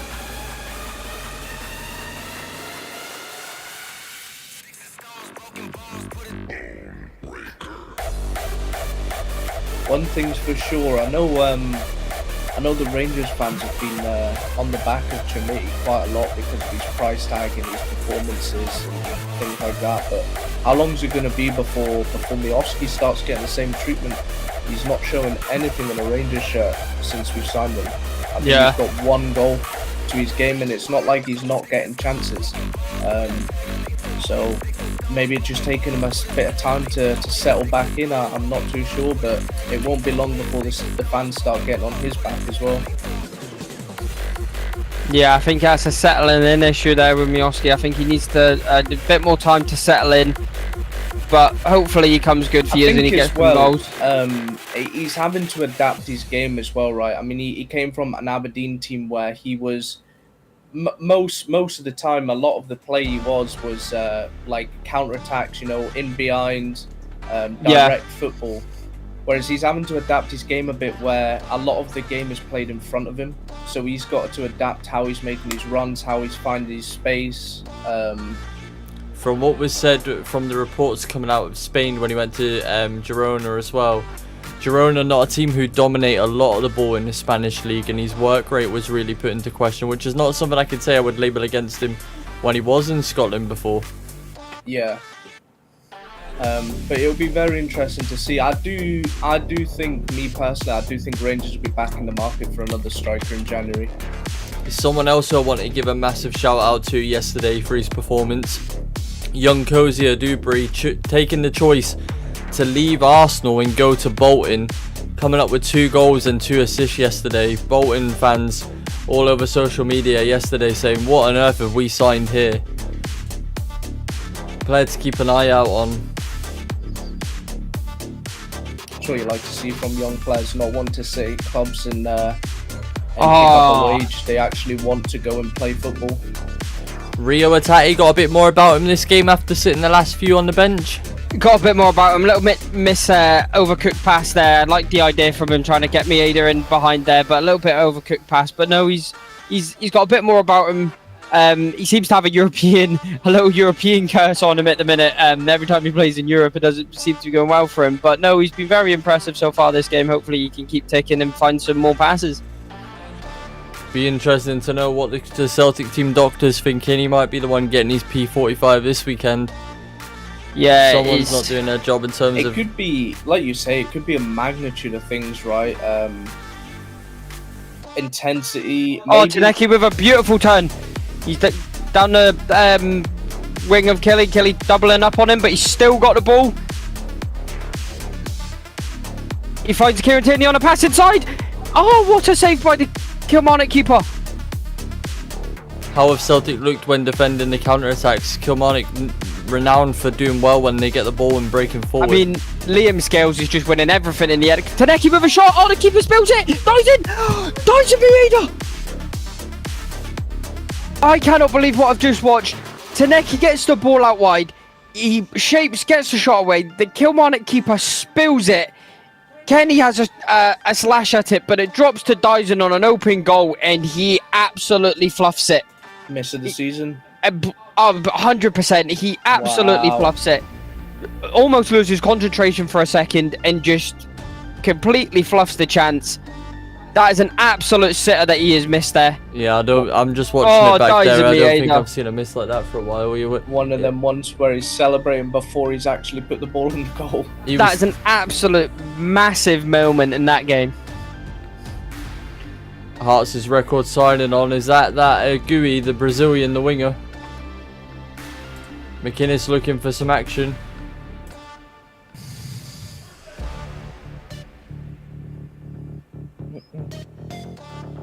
Still 1-1 in the Aberdeen Motherwell game. It's all locked up there. We have a Celtic corner here. McGowan over it. Ball goes into the box. And it's well cleared out by Kilmarnock. Dyson was scoring them ones for fun last year. Just seems to be off the goal scoring boil a bit. Do you think him being in and out of the team is kind of affecting that? I said it midweek. For me, if you've got a guy who can clearly score 40 plus goals a season, you get him close to the goal as possible. If he scores so many goals and you've got other strikers you get in the team, surely you play a shape that benefits both players. Yeah. But just watch that back again. It's absolutely awful how he's missed that there. I don't know if he just... if it's too easy for him, and like what Cryptic said, he's celebrating before he scored. I don't know, but it's absolutely shocking, miss there. A lot of money paid from a jock. Have you seen enough from when he has been on the pitch before to suggest that he's worth anything?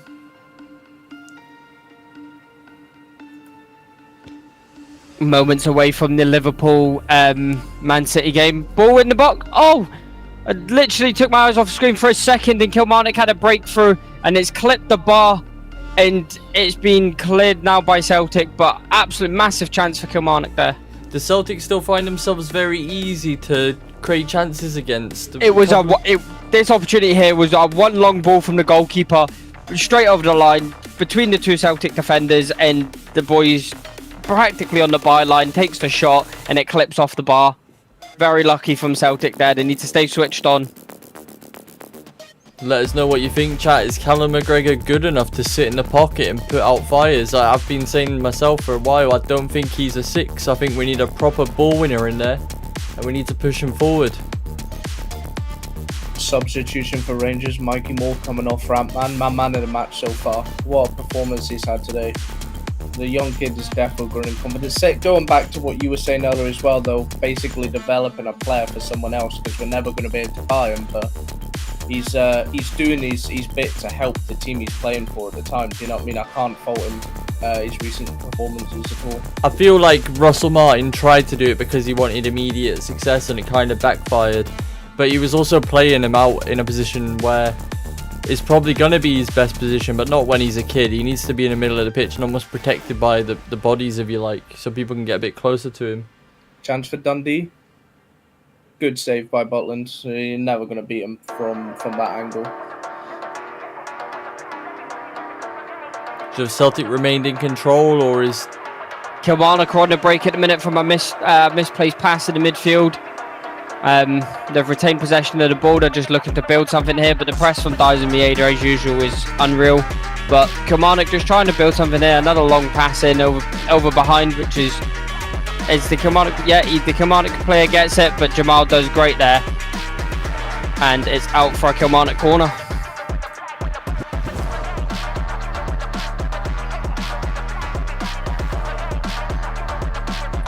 So how do we feel that this Liverpool Man City game is going to go? You could call it a 6-pointer in a way at the top of the table. I don't know. I think it could shape up potentially to be more of a draw there. Both teams really going to cancel each other out. I do think Liverpool are coming in the stronger team. It's just going to be interesting to see how they deal with Haaland, because we all know what he's like. If they can keep Haaland quiet in the game, then it'll do well. But again, don't want to focus all their attention on Haaland, because Doku is no slack himself. Yeah, if you can stop Haaland, you stop City. That's what you need to do. And if you can't, then he's going to run riot. And one big thing as well is no Edison for Alisson, for Liverpool. So it's absolutely massive. The keeper has done his job at the minute, but Schmeichel with a quick kick trying to find Dyson, doesn't quite go through.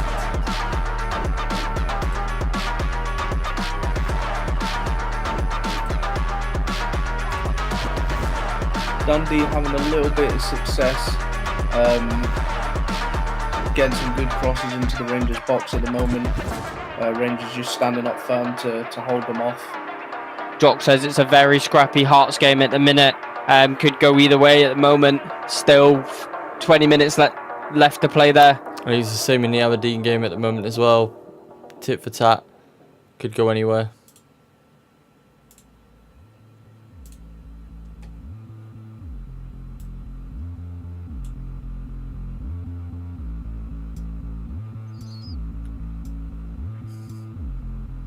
Just how are Celtic looking at the moment? Is it Kieran Tierney brought any balance to the team? Is it looking worse without? He's came in and just filled the hole. Obviously, now that Sorachi's gone, probably a very scrappy 5 minutes. In a minute, Austin Trustees just give away a foul there.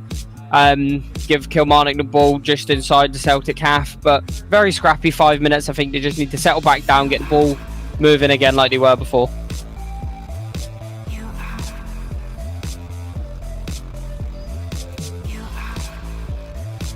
Just watching here as we're into the first couple of minutes at Man City, and it's a nervy one.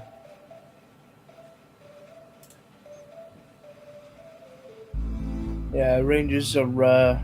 They've made a couple of changes, so the flow's intensity's kind of gone out the team a little bit.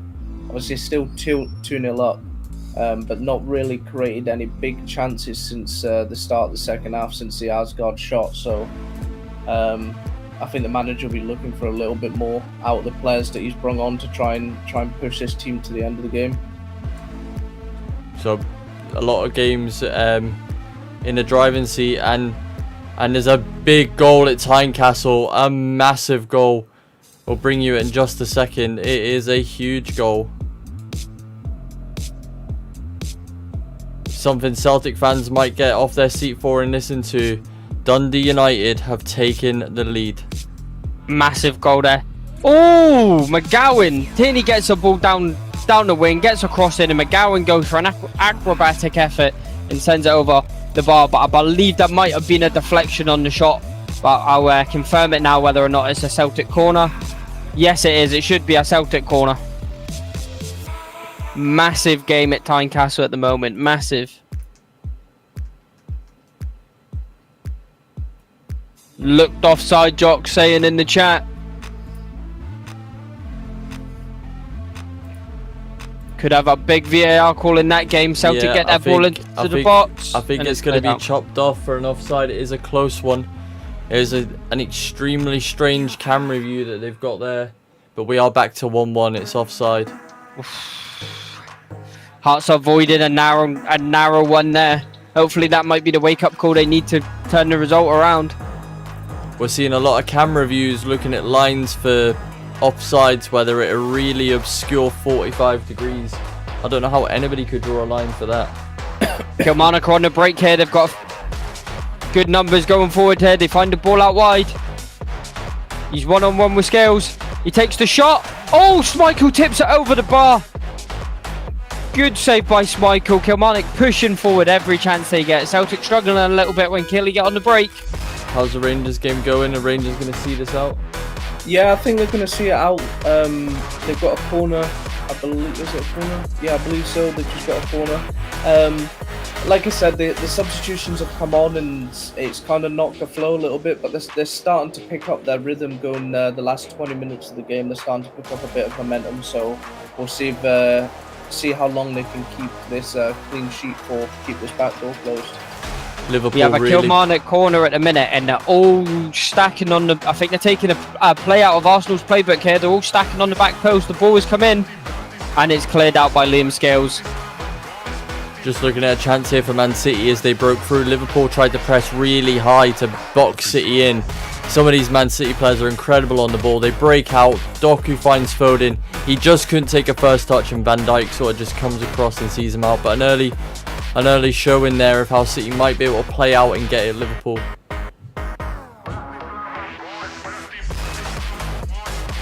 Two games in Scotland right now, sat at 1-1, could go anywhere. Would love to see goals in both of them. Yeah, Foden really looking to stretch the play in the middle of the pitch here for Man City in the transitions. Liverpool dominating a lot of the ball early on.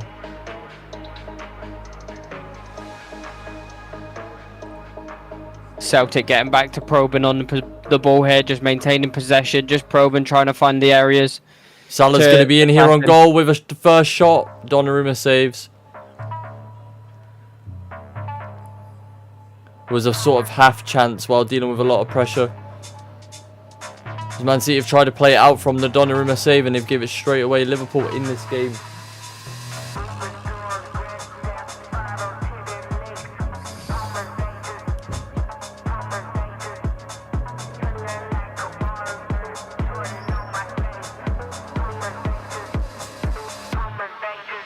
So Liverpool with a lot of the ball on their back line. Man City sat in a really good shape, just looking to exploit and counter. We all know they've got raw speed with Haaland, but they've also got some clever players in there that can bring it into the game. KT plays in the ball, falls to Johnny Kenny. Oh, and he's just put it over the bar. But the referee has given a corner, but that is a beautiful ball in by KT there. Johnny Kenny, hungry for every ball that comes into that box. He just couldn't direct that one on target. Corner to Celtic.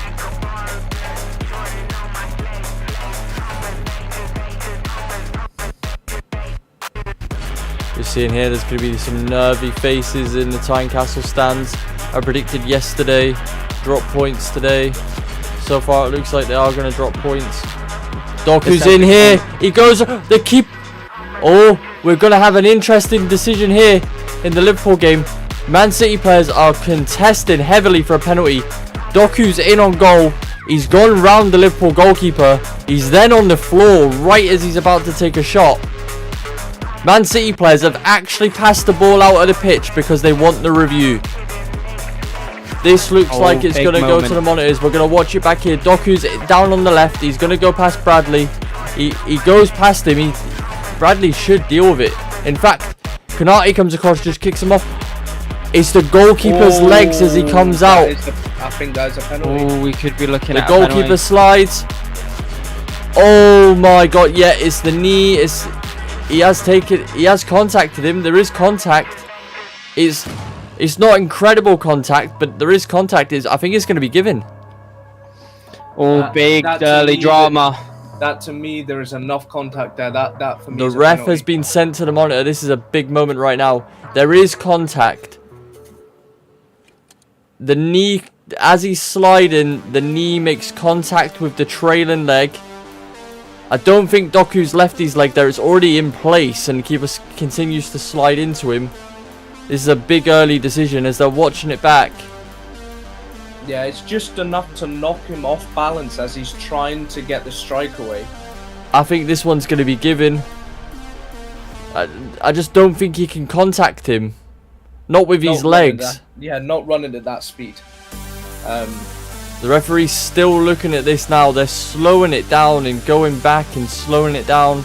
They've not really changed the angles. They're still looking at Doku running in. He plants his foot. The keeper makes contact. He's walking onto the pitch now. He still really hasn't signalled.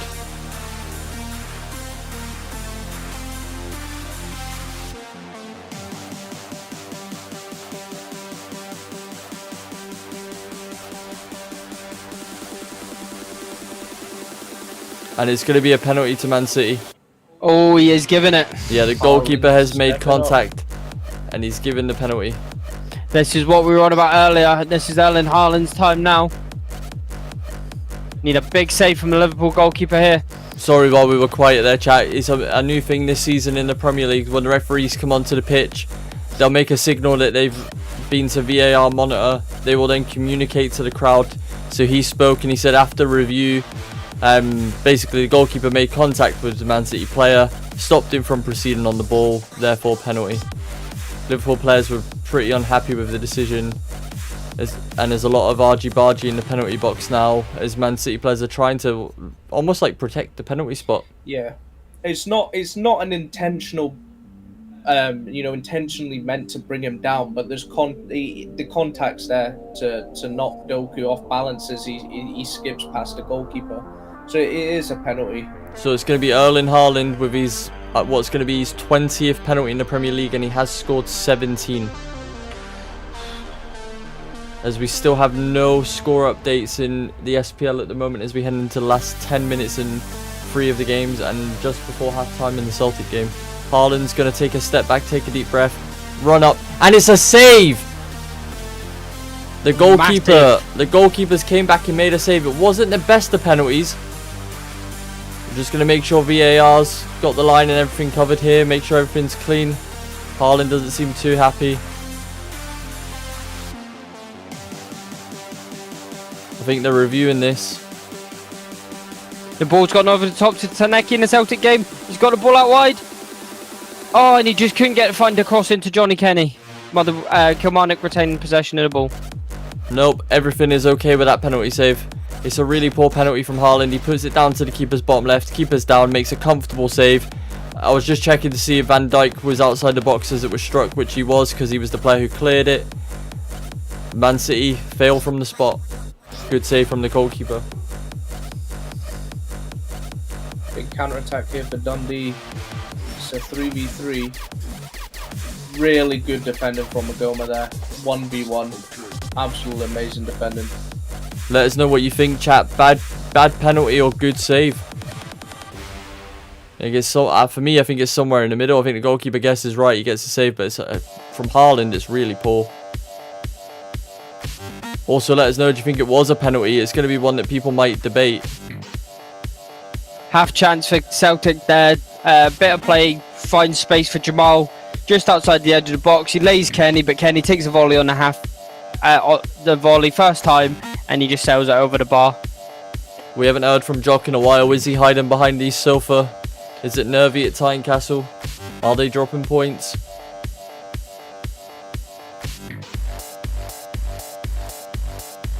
Motherwell and Aberdeen playing out a game here in the last few minutes. It just seems like it's going to end a draw. Both teams, again, Motherwell play good football. They love to get the ball down and pass it. They don't really win many games.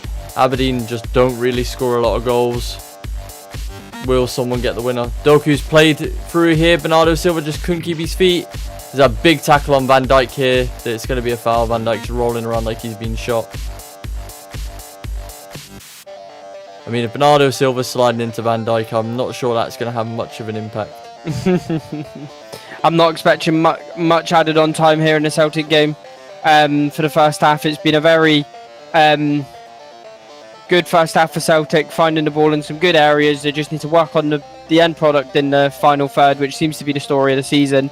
But to do that, they should get a result here comfortably. Kelly just need to work on exploiting Celtic more on the counter. They seem to have had their most success this half by doing that, so they might get a goal through that way. I think that you might get a few minutes there in that Celtic game just because of the Sirachi injury. That's probably about all.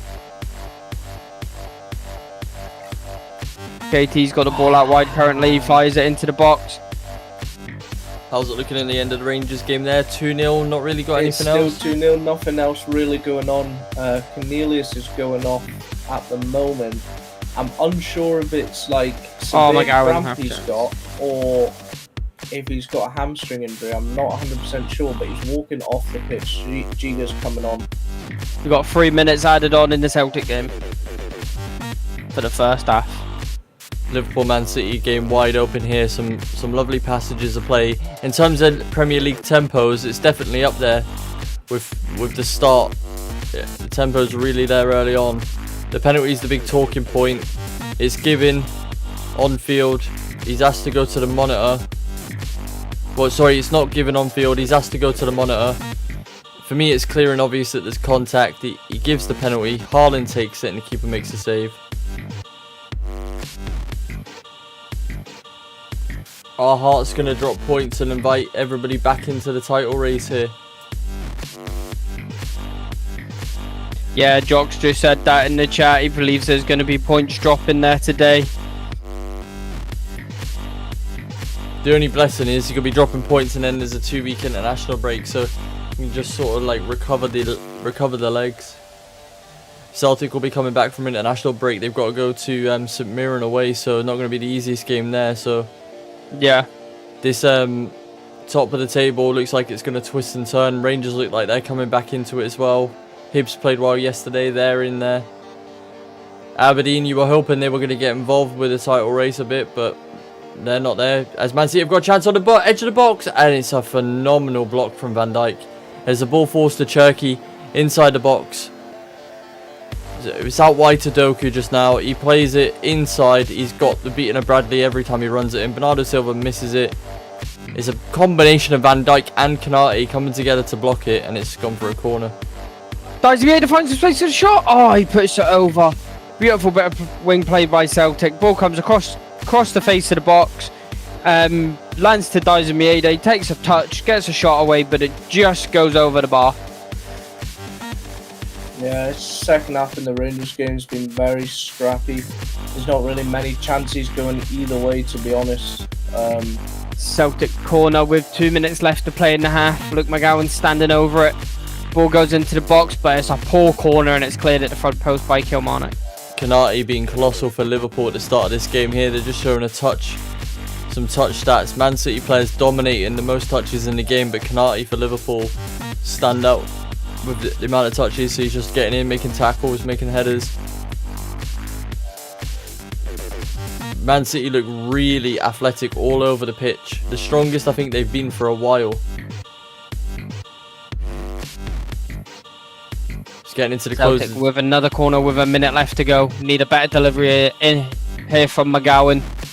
First one was, the ad was poor. And the ball's gone in now. Same again, very poor delivery. Doesn't beat the first man and it's cleared out by Kilmarnock. Verts is driving in the position here. He tries to make a pass. £150 million. He can't put it 5 yards. And it's half time in this Celtic game. Ekatike's worked hard to get it back. Andy Robertson's out on the left here. Liverpool trying to get their first attack going. Man City midfield working so hard. I don't think I've ever seen two attacking players in Foden and Cherki looking to shut down space as much as they are today. Just going for a toilet. As Dundee United have got the ball in the net again, and I think it's going to be offside. Yeah, offside again. Hearts hanging on to it. Tell you what though, this is the first time I've sat and watched our manager on the touchline, and he's very animated. He's not happy. I've not seen that side of him yet. So this is a bit different emotion coming out of the manager this game. Even though we're winning the game, he's definitely not happy with some of the things you see him. Just giving the ball away slack, maybe the intensity, he's not happy with the intensity dropping. We're not pressing anywhere near as well as we were in the first 60 minutes. So yeah, it's interesting to see.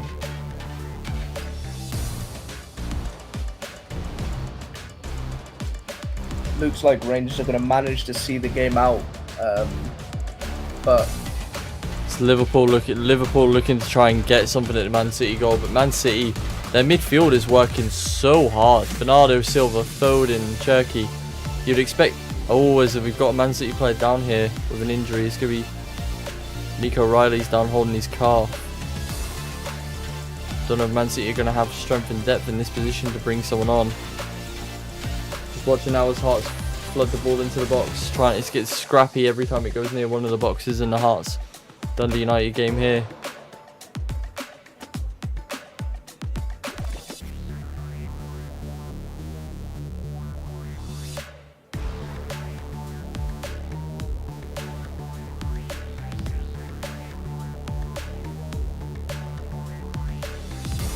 Guardiola's 1,000 game as a manager today. that's crazy. And he's not actually that old of a manager either, to be honest. So he's still got years left ahead of him. Look, I think he's the longest serving manager in the league now. Dundee United doing some incredible time wasting. What do you think of that, Jock? Are they mastered the dark arts today? McInnes raging on the sideline about it.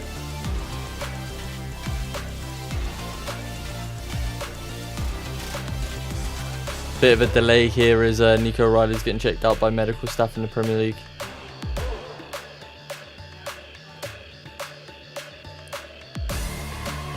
Yeah, Salah's.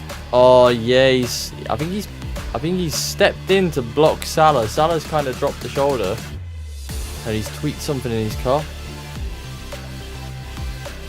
Lovely defending by Montgomery there. Again, one-on-one. Yeah, Jock's saying that Hearts haven't been good enough today. Just one of them games. Just one of them games. Aberdeen still poor as well, still the lowest goal scorers in the league. Motherwell, a lot being said about how they play and the nice football they play, but not many. There's 6 draws now. I think this will be, or 7 draws in total for Motherwell. Painful. The rain's coming down now at the City Stadium. 2 minutes left for the Rangers game plus added time. I think I could have worried for Liverpool if that penalty goes in, Cryptic. I think that penalty goes in early. Salah has absolutely wiped out Guardiola here. Hearts have got a corner here. Oh, sorry, it's a free kick. Close to the corner flag. Kirisid's going to cross it. Phenomenal goalkeeper from a Dundee United keeper. I thought with this with the Rangers game today, I think scoring 2 goals in the first 20 minutes, I thought we were going to have a few more goals. But to be honest, I'd be more than happy with a 2-0 win. Winning the game, another clean sheet, bit of confidence for the defenders and goalkeeper, considering how the season started with leaking goals. So full time now at Pittodrie. Sorry to interrupt there, Cryptic. No, you're good. Aberdeen 1, Motherwell 1. As Andy Robertson lets the ball roll out of play here. What were you saying, Cryptic? I was just saying, just a clean sheet would be huge for the team here. Oh my God! What a finish! Gamasa 3-0 Rangers. What a finish! It is trademark. Get the ball on the right side. Cuts inside, steps past 2 players, a little jink out of his feet, finesse shot into the far corner. Goalkeeper has no chance. Rangers fans will want to be playing bottom of the league every week at this rate.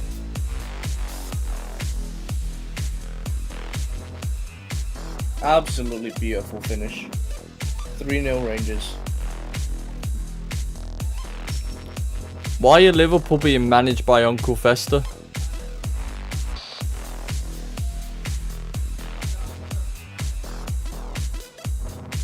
Man City back in control of the ball now.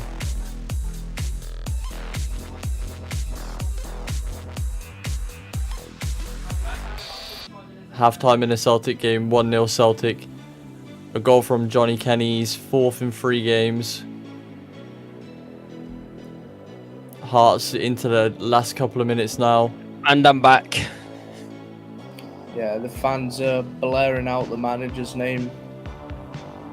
Even though the performances in Europe have been a bit sour, the fans are liking what they're seeing with the new manager, especially domestically. So yeah, so it's been a great week for them domestically. Knocked out of the cup, battered in Europe, go to bottom of the league and get a win. I was just sat there thinking to myself after the half-time in the Celtic game with a Sriracha injury and stuff like that, is it potentially an intensity factor in terms of Brendan when he was in before, the training not being as intense as it should be? Now Martin O'Neill and Sean Maloney has came in and they're actually having to work in training. The intensity has gone up and the players are just not used to it. Something's wrong intensity-wise. Huge chance for Doku as he slams a shot to the near post, but Mamdashvili stepping up to Alisson's replacement here. It's an excellent save.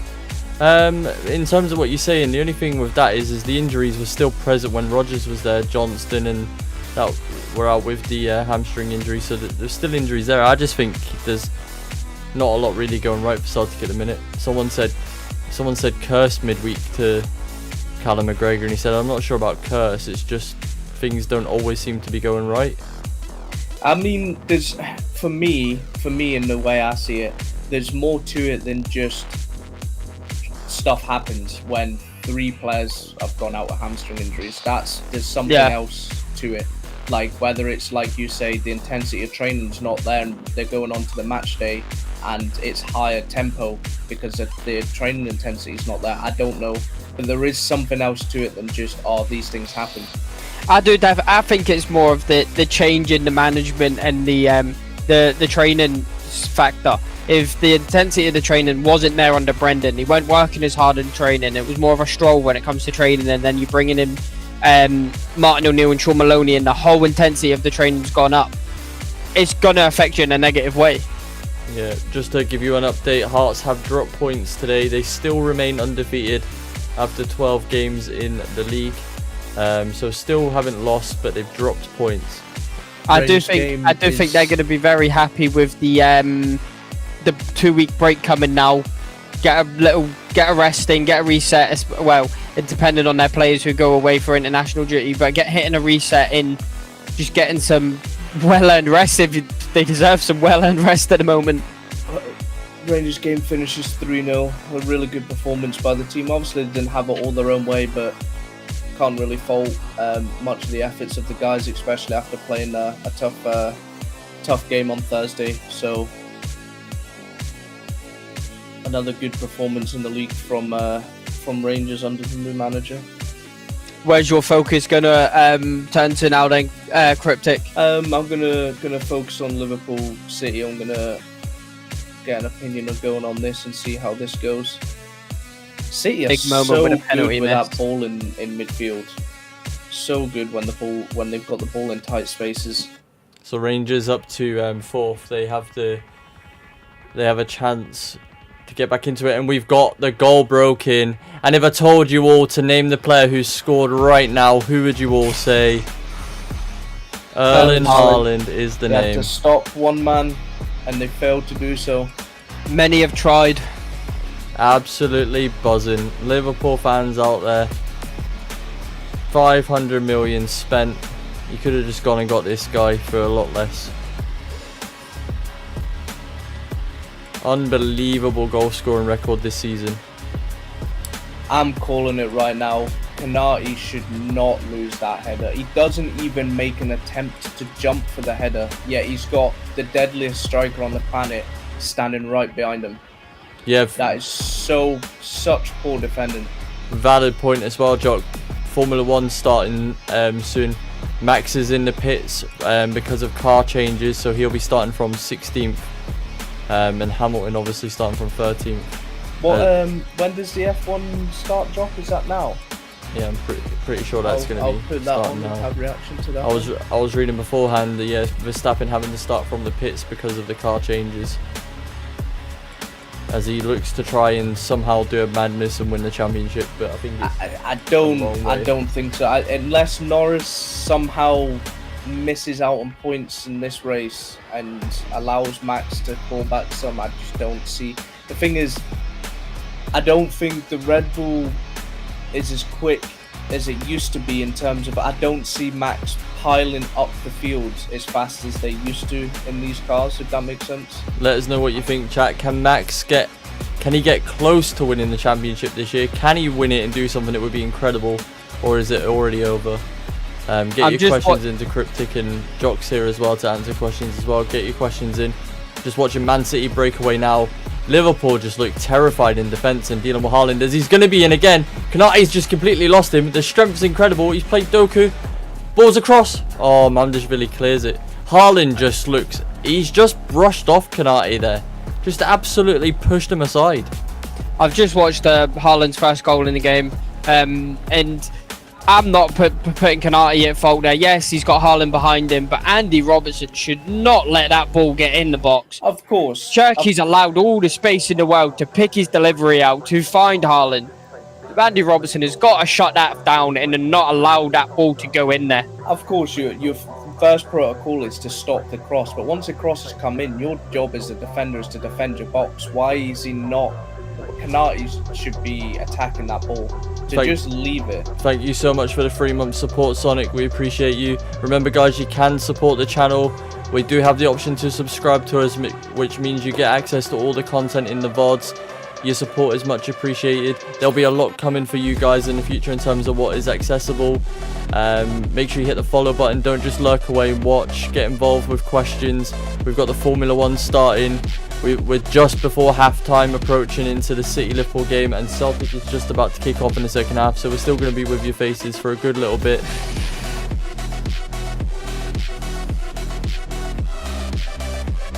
Yeah, I don't think anybody's supporting Liverpool right now.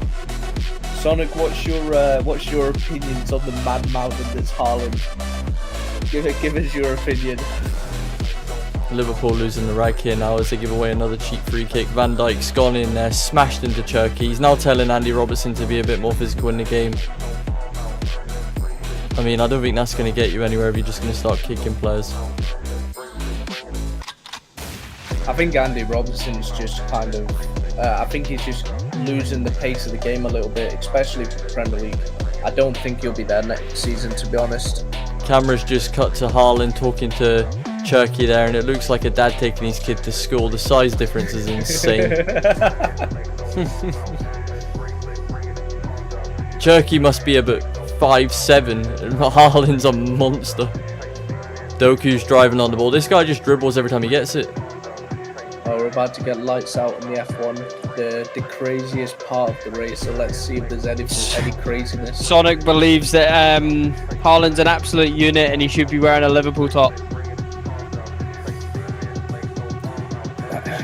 Liverpool just have not really been in this game in terms of a threat. I can't understand where Verts is being deployed, and I don't know why Gakpo's not playing. Gakpo, to get your thoughts in, Liverpool fans. Gakpo dropped for this game. Is that a strange one? Jock's predicting red flags in the Formula 1. To be fair, it's been a pretty clean start. Liverpool are going to be asking where VAR is, because Liverpool is no longer. They don't have the help of the officials. They're just getting battered every week. A lot of cars weaving around trying to get some heat in their tyres in this F1 race as well. First lap going. Haaland this season, the numbers are incredible. 13 goals in 10 matches in the Premier League. I think something like 25 for the season already. Not even in the middle of November. The real question is as well, though, as yourself being an Arsenal fan, Donna, can the Arsenal backline keep Haaland quiet? That is the test. First lap, we have a car in the wall. He failed to score. He failed to score car in the wall us. in the F1. What's happened there, Cryptic? I've not just seen there's a yellow flag on track. Yellow flag hazard on track. It just cut to. I can't even remember the name of the guy that's in the wall, but he has managed to reverse back onto track and might make it round to the pits, but it could be a virtual safety car. We're into the second half of the Celtic Kilmarnock game as we speak as well. I don't know what you're on about, Sonic, by the way, because yesterday I delivered a completely unbiased opinion of the Arsenal game.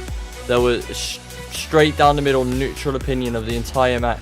Full safety car in the F1, lap 2. Oh, Celtic have had an early corner into the game. It's played into the box. Dyson's practically nearly got a free header there, and he sticks it over the bar. There's 2 big chances from Dyson in this game. Showing why he has finishing 10 on Football Manager 26. Is it? Yep. But I think it's Bortoleto, the Brazilian, is in the wall. It looks like he's going to be out of the race. It does look like he contacted a Ferrari, though. There's a Ferrari out there with no front wing. Sonic is giving you a little bit of jib there, Donna, with it.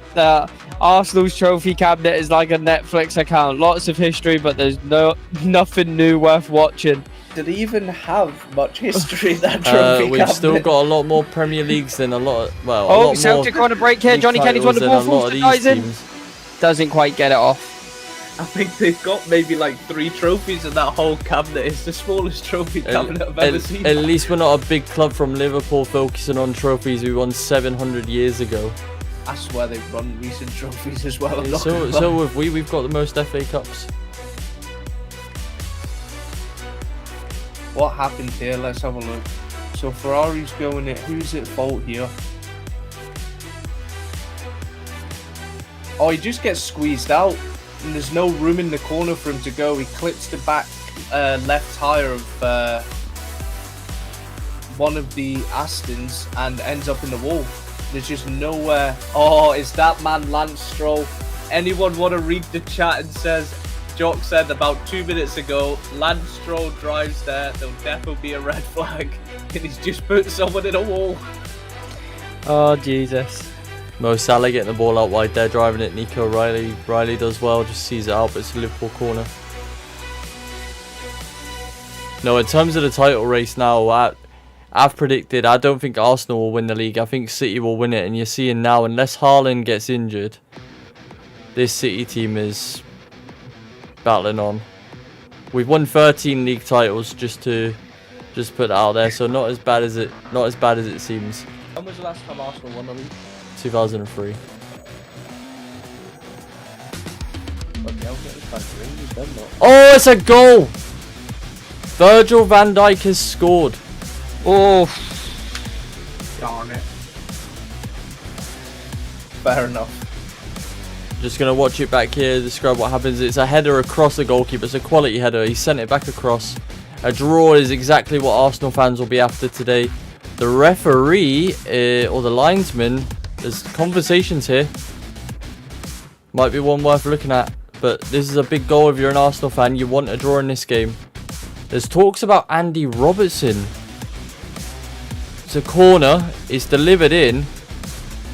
Andy Robertson is in an offside position and ducks in front of the goalkeeper. Celtic have got a good break going on here with Luke McGowan. Oh, we're going to get a driving VAR through. review. Can't quite find the pass.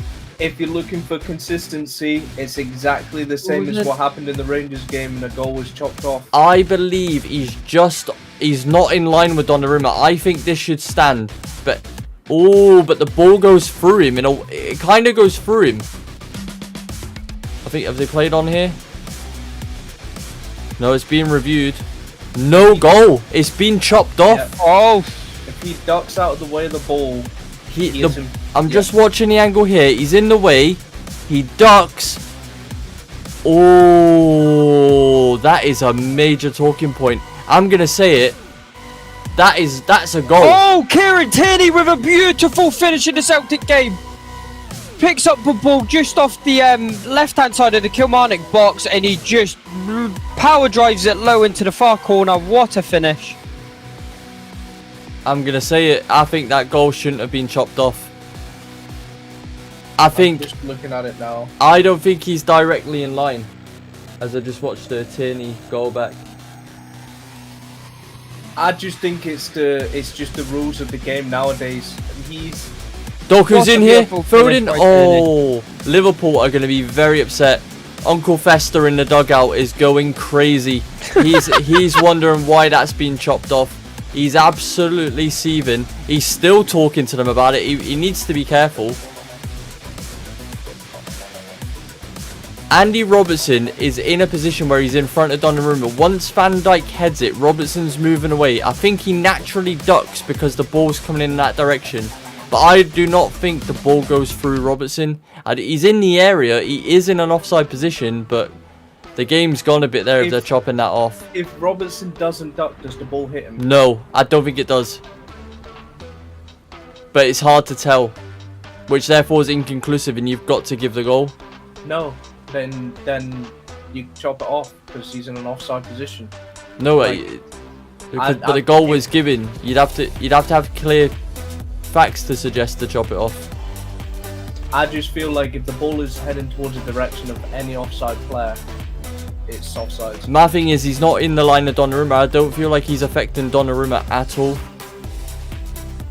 I just It's one of them ones where it's always a big talking point because he is offside. He is affecting play because the ball has gone to his direction. No matter if he ducks, doesn't duck, he is still interfering with. Salah's in here. I'm gonna say he was in an offside position when the ball broke, but for now it's playing on.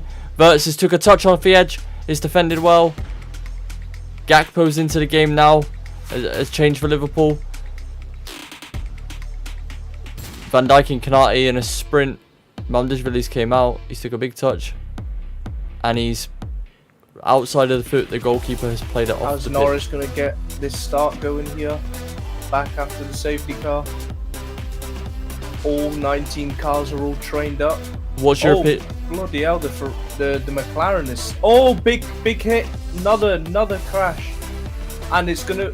There's a car lost a tire. This is gonna be another safety car. Ferrari has lost a wheel. Hamilton's Ferrari. No, it is Leclerc. Oof. Contact after the safety car, and whatever's happened, Leclerc has lost a tire.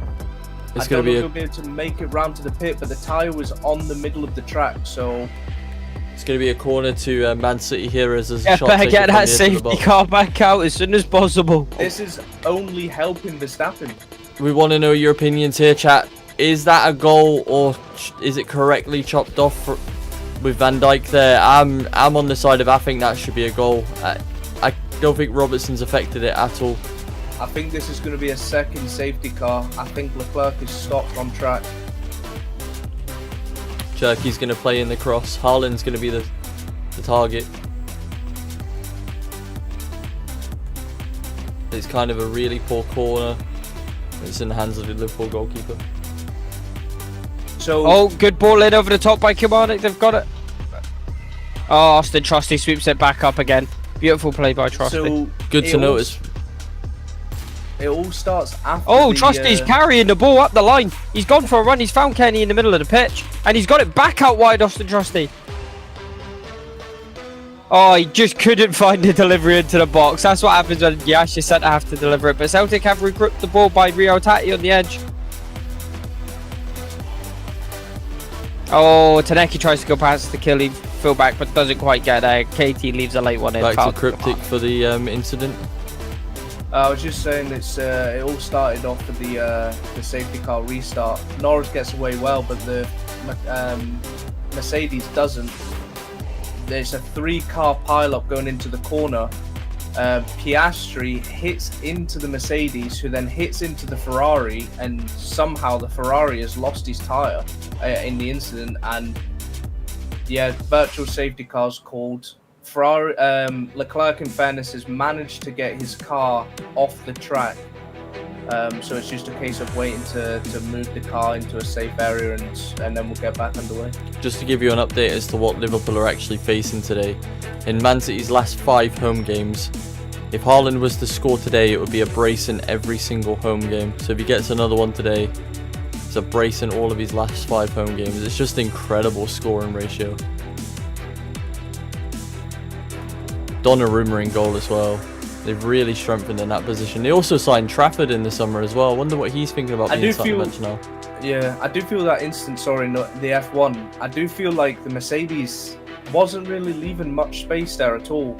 I know it's 3 cars abreast going into a corner, but Piastri's had to brake heavy because there's not much space coming in the insides, and it's ended up causing a collision. So that's an interesting one. Ball across the box. Oh, but Kimanik get it clear, but that's great play from Celtic again. Oh, it's 7 minutes added time in the first half of this game here. And I tell you one thing, Connor Bradley is going to be chasing Shadows Udoku around his front room tonight. Every time he gets the ball, he's just driving at him, and Bradley is struggling big time. Man City are in the box again. Doku just... I don't know if Connor Bradley's even got within 3 yards of him at any point in time. It's an interesting one for Max Verstappen here. He started on the hard tyres, obviously from the pit lane. He's then, under the virtual safety car, he's then gone in and changed his tyres to mediums. So I wonder if he's planning on doing a 3-stop, getting his tyre change out the way early, and then going back onto the hards maybe 30, 35 laps into the race. How many laps are we looking at in the race in total today? 71. So is he trying to go for the long game, get his quick stint out of the way, trying to make up places in the field, and then go for a hard, long stint later and try and see out the race? Cherky just driving into the Liverpool box there. Excellent dribbling skill. We watched him a couple of seasons ago as Rangers played against Lyon, and he was phenomenal in that game. Liverpool defence really struggling with him there. He just gets a half cross off. They probably squeeze the gap a little bit on the byline, the Liverpool back line, and it just ends up Mamnishvili here. But it's back with Cherky now. He's running at Andy Robertson. Van Dijk sort of heads it away. It's going to be a corner. Liverpool, minus that chance for Van Dijk off the corner, they've not really created an awful lot. And Man City obviously missed the penalty. The race is back underway here as well. Both McLarens out front, battling away. Mercedes are about 2 seconds behind them. Just getting pictures from the Celtic stands there, and you're seeing a lot of injured players for Celtic right now. If they fielded that team, they'd finish second in the league. Haaland with a flick onto the back post. It's Doku. He's took a chest, which he probably... Oh, he's gonna come back out the way. They're gonna look for that to settle for a corner. It's another corner. Doku is tiny. How would you sum up Celtic's performance today, Pixel? They're just going for the motions. There's been nothing really crazy. Going for the motions. A good delivery into the box here from Jamal, but it's not. Goal! Goal, goal, goal. Sorry, Man City have scored from the edge of the box. Off that corner, it's been played short. It's Nico Gonzalez, he slammed the shot, it took a deflection. Mondesville's gone the wrong way. Liverpool are going to be fuming with this. Not the goal itself, more the fact that they could have been back in the game and now they sit themselves 2-0 down at half time. It's not even a good shot. I'm not sure who it comes off of, but Mondesville's diving to his left. It's took a deflection, it's gone to the right of him. Man City fans are celebrating. I can't see much going to be chopped off with this, just watching it back. Yeah, it's Cherky involved again. Bernardo Silva lays it to the middle, no one shuts it down. It's off of Van Dijk's right foot and it's gone past the goalkeeper. Yeah, you're not wrong, Jock. This is definitely the worst case scenario for Lando Norris in this Formula 1 race. He would expect it to try and make a decent gap, but all the two virtuals, the safety car and the virtual safety car has just pulled all the pack closer together, and now we're 10 laps in and he's barely got any distance on anyone, while you've got a steaming Max Verstappen through traffic. As we said before, the race was sort of kicking off. Are these sort of things that people said need to happen for Max to get a chance starting to happen? The worst thing that can happen now is we get halfway through this race and there's rain. We just go to Pixel now to get an update on the football. How long's left and how's it looking? Celtic going to get any more, do you think? Get any predictions? We've got 30 minutes left. Celtic looking good. One player I've not been too impressed with by today in a Celtic shirt is Daisuke Maeda. He looks completely off the pace. He's not been performing at all well today. He's got the ball played through to him today, just there, but he can't seem to get any touch or anything right today.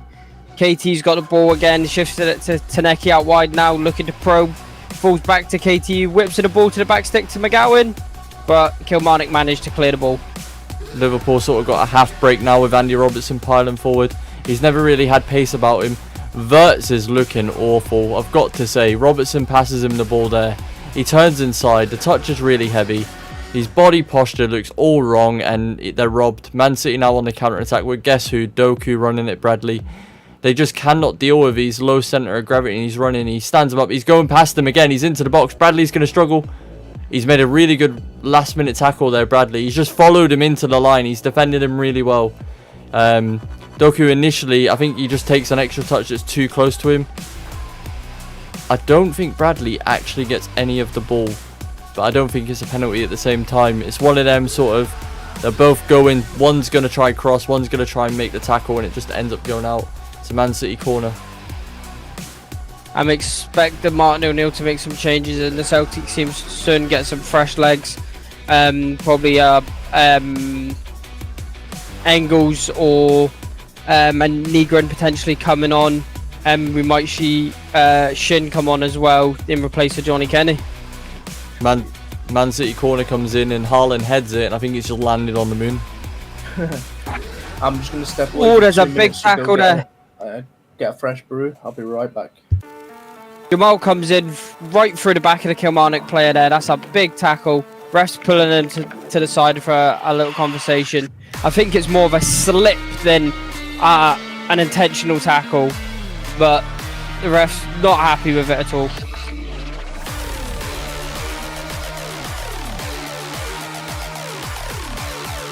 Just watching here as Liverpool, could they try and get anything before half time here?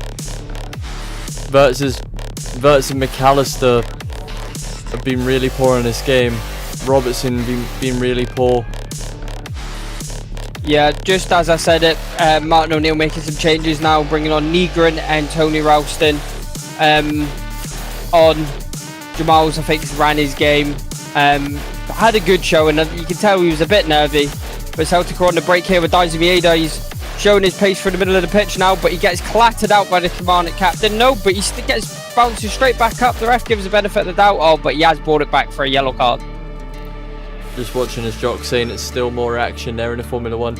I'm sure we'll get Cryptic back in. He'll be keeping us updated with how that's going. We are half-time now in a controversial first half, I'm going to say, because that's going to be a big talking point. It's a soft-looking penalty, which probably is a penalty and should be given. Haaland misses it. Man City then score with guess who, Erling Haaland. And now the Liverpool players they have the ball in the back of the net in this game with Van Dijk. It's been ruled out because Andy Robertson was deemed to have affected the goalkeeper from an offside position. And two changes in the Celtic game at the moment. We're seeing Ralston and Negrin come on for Jamal Simpson and McGowan. Just seeing now Andy Robertson, Van Dijk wanting a proper explanation from the referee as to why it was chopped off. It's more of a senior player conversation that's going on rather than any sort of argument or heavy complaint.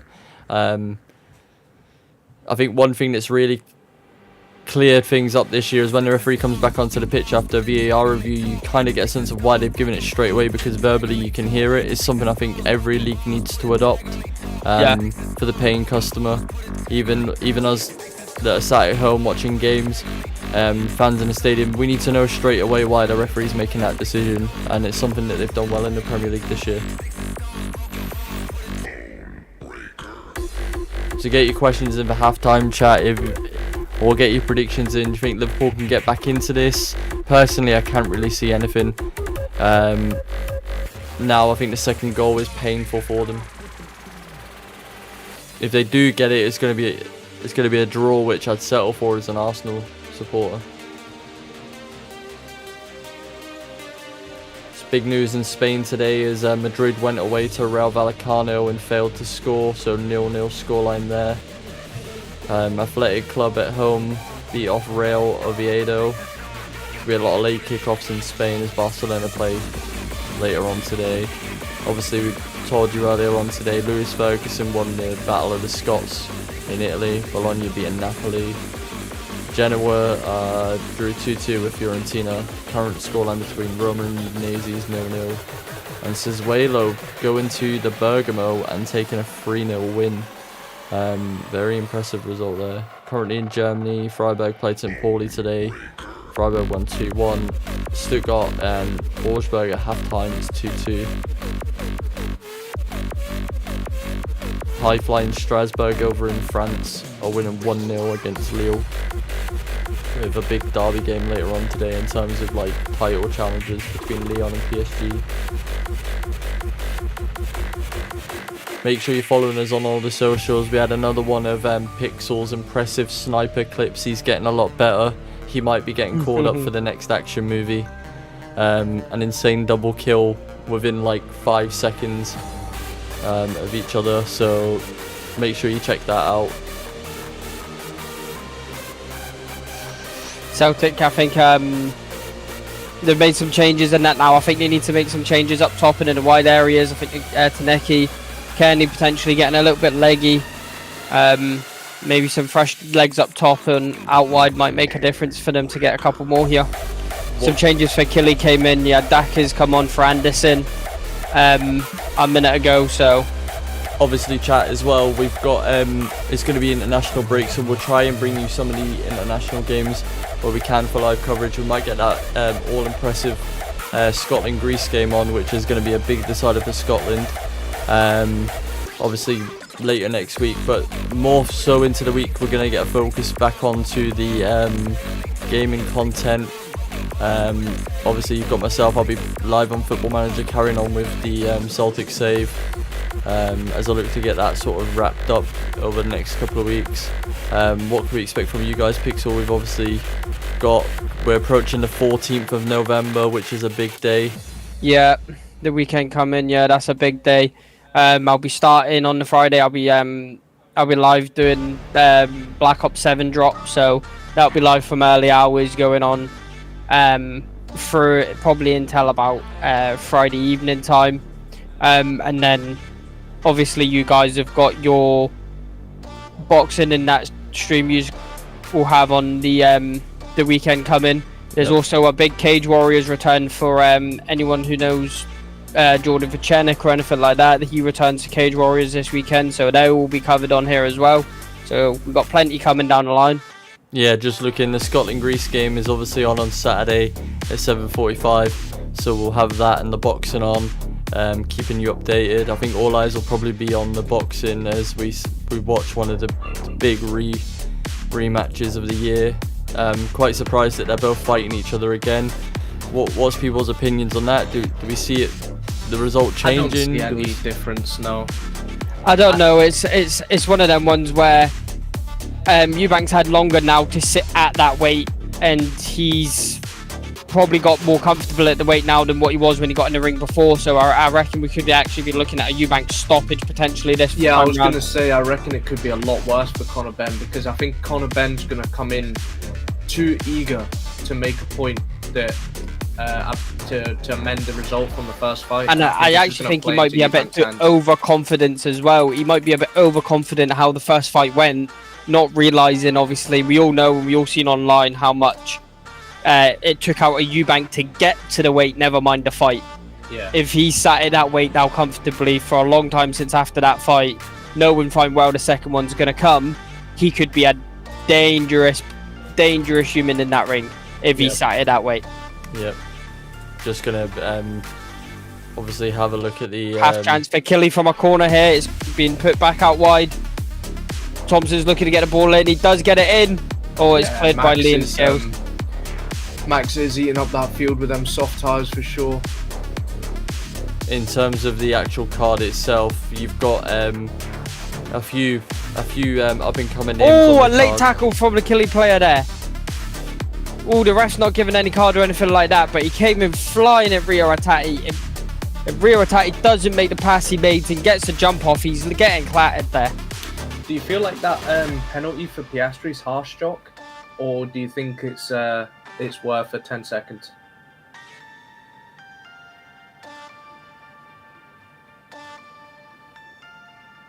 Just as we're looking at, Oh, also Trusty nearly slips and allows Killy through, but he manages to recover. just as we're looking towards next Saturday, the ring walk for the Ben Eubank fight will be around sort of just before 10 time, so we'll obviously have eyes on the Scotland game as we sort of build into it. Scotland game on? Scotland will be on at 7:30. As we build into, you've got games from all over sort of Europe as we're getting crunch time. Georgia will be playing Spain. I might, depending on scheduling next weekend, because I know Friday Pixel's got a lot of Call of Duty to be playing, and obviously I'm going to be joining him on that. Saturday, obviously, we've got that event on with the boxing and you guys. I don't know whether I might not be on the podcast for Saturday's thing and do a late Call of Duty stream after the boxing event is finished. A couple of an early hour. But we'll see. Obviously, it all depends on schedules, because obviously all of us have got full-time jobs, so it all depends on schedules and how the sleeping patterns hold up and stuff like that. So we'll go from there. But obviously, with the Call of Duty dropping, it'll be big for the channel to try and get as much of that streamed as possible. So keep an eye out for that, chat. We've got 20 minutes left of the Celtic game. Killy are trying to get something back into this game. Celtic making a couple mistakes now. The ball's just been long thrown into the box. It's cleared by Liam Scales, but Celtic need to wake up a little bit and not drop the momentum. Do you think Celtic and the management team that are there at the moment will be glad to see the international break, the 2-week break? Players going away? I think so. Players going away, but Celtic, with players that we've got and the wide spread of players we've got international duty, normally it's always a fun time for Celtic, especially when the players come back. They might not necessarily have the rest that the players would have, the coaching staff would have wanted them to have, but we'll have to see how that plays out in 2 weeks' time. The problem is as well, though, with the Celtic's point of view here, your players aren't going to get much rest. Like, the players that start most games are international players, so they're all going to go away and travel, so them players aren't going to get much rest anyways. I mean, you've got like the young centre-halves and stuff like that, but like Liam Scales will go away for Ireland. You've got fucking Tierney will go away for Scotland. Like, all these players, they'll still be playing a lot of football over the next couple of days, so them themselves aren't going to get a break. Just as I brought up into chat there, massive shout out to Epidemic Sounds for the music that's supplied for the channel. We've got incredible playlists while we obviously get deep into our gaming content and our watch-alongs. So massive shout, everything we listen to comes through that. Phenomenal. There was a big little for them. for giving us a license Yes, to massive. use music. Which There was a little half chance in the Celtic game for Kilmarnock. Ball gets played over to the big number 9, and he just couldn't get the connection on the short backers, and he just bundles it into Michael's hand. But he's Kilmarnock growing in the game for sure. Right, let's get some predictions in for this second half. Liverpool scored. Did they make a game for it? Where's it going to end? Man City scored more? I think City are going to score more. I feel like Liverpool are going to come out and push. It's going to leave them more exposed, and I just don't think you can do that against the City team right now. Does this result? Will Arsenal be happier with this result as it is? Knowing that it might take Liverpool out of the race. Yes and no, but then again, after Chelsea's result yesterday, that put them well and truly in the race also. So I don't think Arsenal are too bothered about this result, because they know there's still a lot of games to be played. But there's a break on in the Celtic game here with Negrin. He's got the ball out wide all by himself. He's got time to pick his pass. Finds Rio Atati on the edge. He rolls it to Ralston to get the ball in the box, and Kenny gets the contact but sends it over the bar. Is it too late, is it too early to say that Liverpool are fighting for top 4 rather than the Premier League? As it stands, 5 losses if this finishes the way it is. We're not winning the Premier League with 5 losses. Yeah, so I would say they're fighting for a top 4 finish rather than a push for a title. I also think the next time we play Man City is going to be potentially the decider if we stay as consistent as we are. When I look through, City have already lost 3 times themselves. Chelsea have lost 3 times. Sunderland have lost less than all of them teams.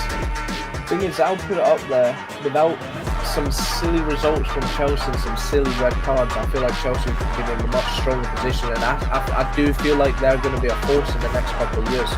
Like, got such a young team. I do feel like Chelsea are going to start coming on leaps and bounds. Ian Pixel will talk about it yesterday, whether they just need a few more experienced players in the starting 11 to actually make them contenders. Yeah, definitely. I don't feel like they're there yet. I still feel like when they come up against the Liverpools, the Man Cities, the Arsenals, they just get beat. They just don't have enough. This season so far, it's the teams that are currently in the top 6 that they've performed better against than the bottom half of the table. Yeah, They've got phenomenal. That's the ones they've lost. They've got phenomenal players. They just need an experienced head. Like I said it yesterday, people may disagree with me. I do not believe Enzo Fernandez is an absolute brilliant player, but I do not believe he is a strong enough personality to be a captain of a Chelsea squad. No, I disagree. I think Enzo Fernandez is one of the best players, one of the best midfielders Chelsea have had in a long, long time. But I just think you look at the captains of the past that Chelsea have had, you cannot put Enzo Fernandez in that same bracket. No, he's not been there anywhere near long enough. All the Chelsea captains of the past, your Lampard, your Azpilicuetas, all these players, they were at the club for like 10 years plus. And they're all very big personality, vocal people. And I just don't get that from Enzo. He's been there 2 years. It's going to take time to grow that. As Chat was saying yesterday, the biggest point at the moment is both Man City and Chelsea actually score more goals than Arsenal. Arsenal just do not concede.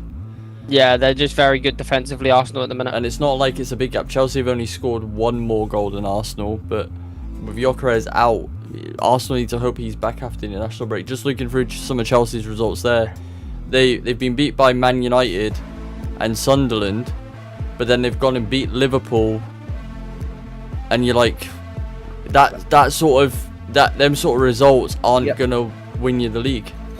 I am sorry here. I've got a point to say in the Celtic game. Daisen Maeda has been yellow carded for the worst bit of simulation I possibly think I've seen in a long time. He goes to make a block on a pass that's being cleared out, and he doesn't even contact the boy. The ball gets played, and the boy goes down like he's been shot, and the referee buys it and hands Daisen a yellow card. It is absolutely shocking.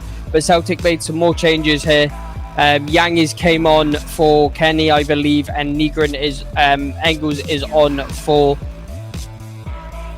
Hold on, there seems to be a little mix up here. So Atati has stayed on. Who is Engels came on for?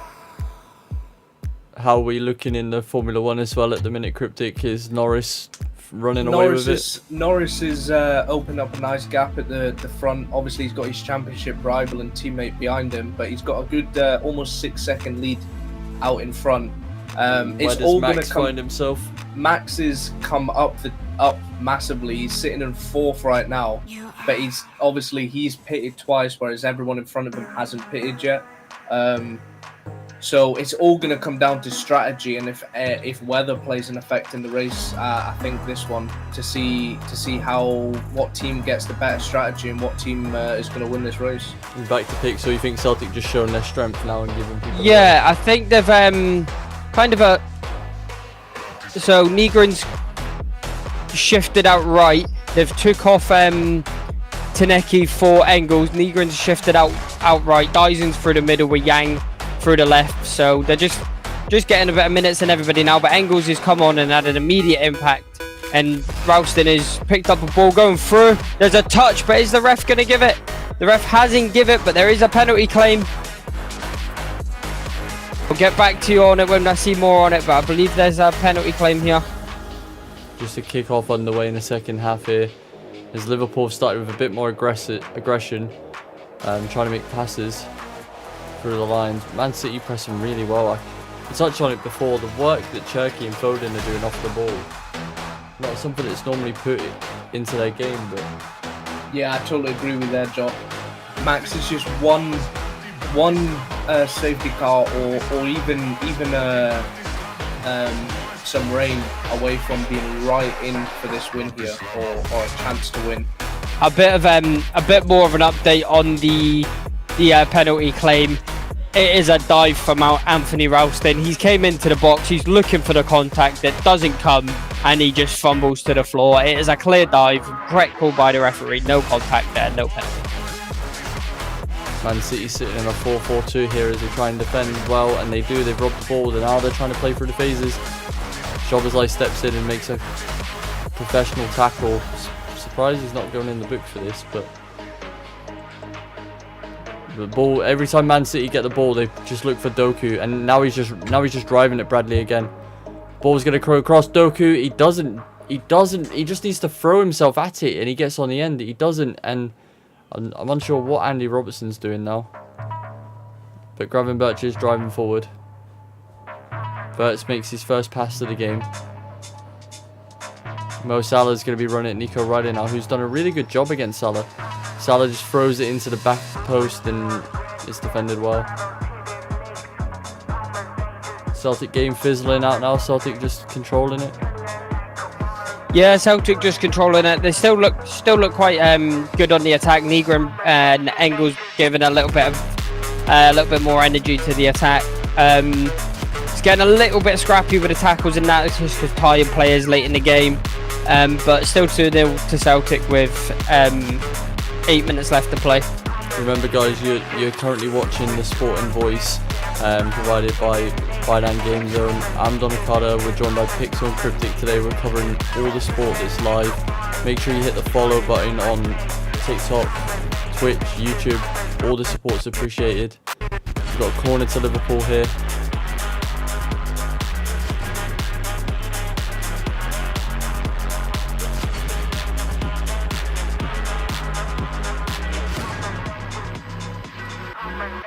The rain's coming down quite bad now at the City Ground.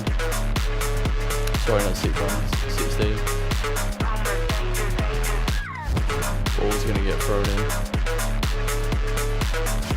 Looking for Van Dijk. Ooh. Looked like it could have came off a hand there.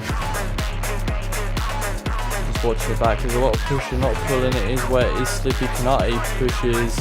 Diaz, referee gives a free kick. Great bit of play from Celtic there to get out their own half, but it just doesn't quite come off between Yang and Dyson for Yang to break the lines. So it's out for a Celtic throw-in. Ball action in the Formula 1. Ball goes long here. Haaland, Kanate is just... So, someone needs to tell Kanate if he really wants Haaland's shirt, he can either buy one off various sporting websites, so you can just ask him for it at the end of the game.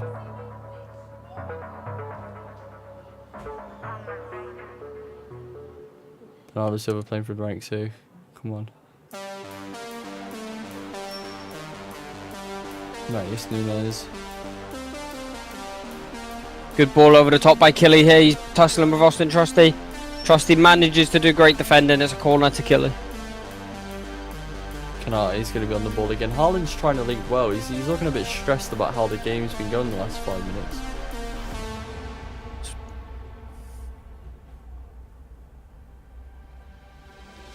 As I just glance at the Celtic game and I see Schmeichel catch something for the first time in a while.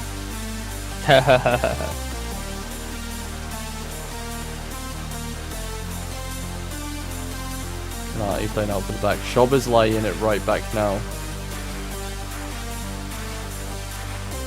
Oh, is it Mo Salah's played through the gap there? Donnarumma's out. Ruben Diaz is involved, and the ball's no longer with Mo Salah. I have to watch that back to see exactly who. Okay, so Liverpool just throwing themselves. Liverpool throwing themselves around the ball.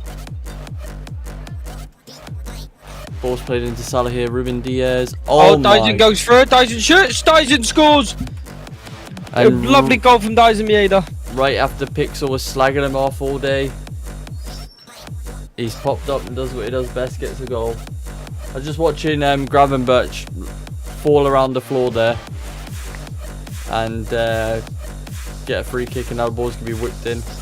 That's a beautiful ball through there. Dyson takes the touch. Oh, that's a lovely goal. Absolutely beautiful finish from Dyson Mieda there. He takes the touch, first time, into the box, keeper's near post. Lovely goal. Doku's running, Andy Robertson's grabbing, Doku's still running, Doku's still running. He's played it out wide to Cherki. Man City, major overload. Cherki slams a shot, is still with Man City. There's going to be a free kick on the edge of the box here. Really late tackle coming in from Bradley. And he gets yellow carded.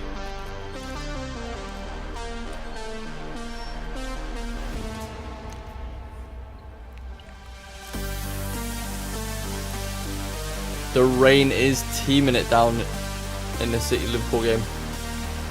Doku's ball carrying ability.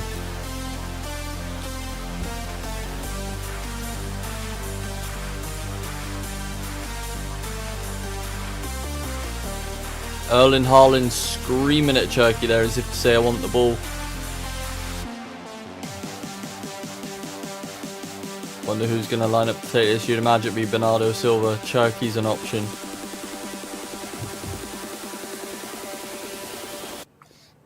I'll give you my little early prediction right now. Personally, probably my man of the match today, Austin Trusty again. Absolute solid at the back. Not letting nothing past him. He's just been clinical every time he's done. He's been great since he came into the starting 11 for Celtic. And he's continuing his good form. Savinio coming on here for Cherki. Cherki done an incredible job tracking in the midfield. Oh, I'm back, chat.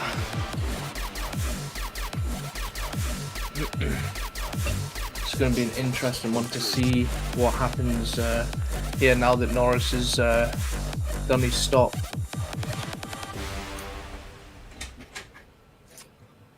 Oh, Dyson gets another beautiful ball played into him, but he almost half-asses the chance.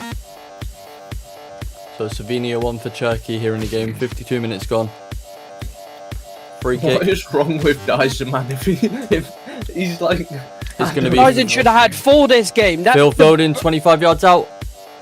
Kanate blocks it. Could be a handball.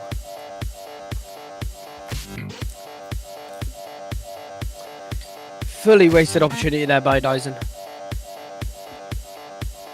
Still 2-0 in the City game. Yep, Doku just running it. Bradley again. Honestly, Bradley must feel like he's in a horror movie at this point. Every time Man City go forward, it's just down the left-hand side, and Doku's running at Bradley.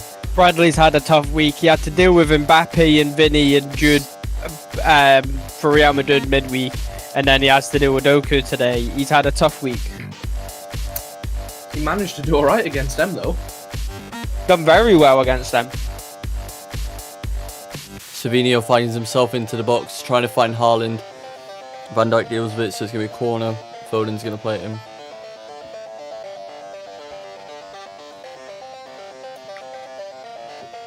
Oh, Celtic, beautiful little bit of play on the edge of the box by Liam Scales and Rio Atati. Ball drops to Yang, but he just can't get the shot on target.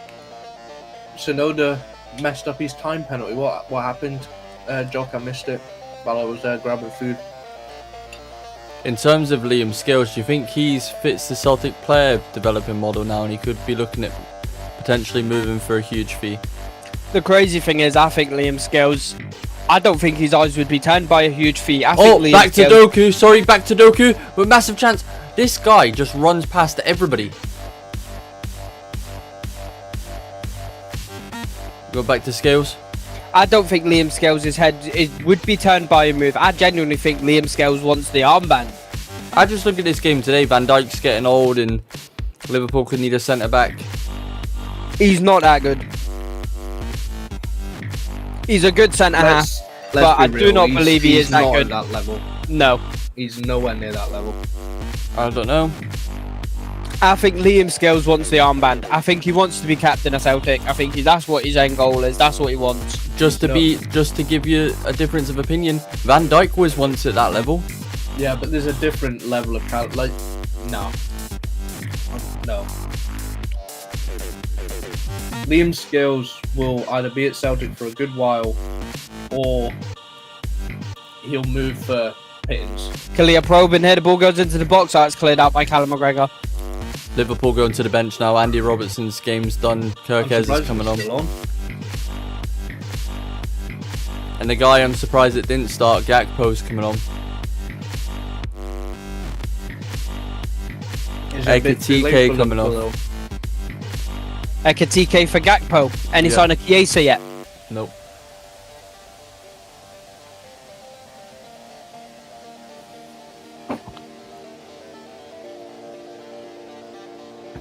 So we've got 2 minutes added on in the Celtic game. Max Verstappen's just had his pit stop. What tyres did he go on to? See if it. Just waiting for this chart to update. I would be surprised if he's not gone on hards. Oh, he's gone on to mediums, so he's double stinted to mediums. So let's see if he can. I don't know if he'll push these to the end of the race, but he's dropped down to 12th place. Norris currently in second after his pit stop. Piastri still needs to pit, plus he's got a 10-second time penalty. So Norris in a really good position right now. Liverpool win the ball back in a good position here, but it's gone to Wirtz. Wirtz finds a Liverpool player. Into the box. Oh my god. Nico Gonzalez running in towards his own goal. Comes off his knee. It's just over the bar. Nearly an own goal. Would have been a goal out of nothing there. I think Celtic are just seeing it off now. They've got a minute left in the game. They're just seeing it off. Nice easy play around the back. Wirtz from the corner. Ending the game. They call him 007. I think it's 0027 now because he's not got no goals or assists since joining Liverpool. Anything Celtic that's not gone well today? Or hold on a minute. Yang is on a break down the line. Yang's going in. Oh! They have given a penalty. Yang has been pulled down into the box. And they have given a penalty. Kiliev gave away a penalty in the 91st minute. Yang with beautiful run down the line. Beats his man. Dips into the box. And the Killie player pulls him back. And the ref has pointed to the spot.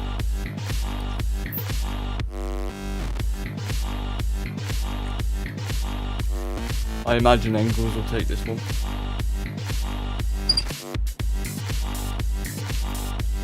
Interesting. Oh VAR. my god, just on the pitch, Cody Gakpo has missed a sitter.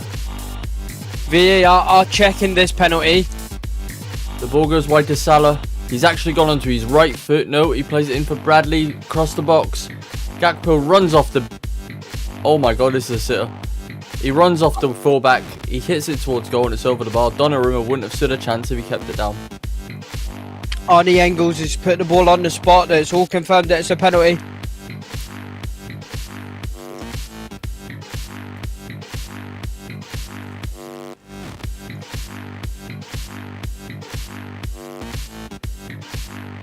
And he's finished it.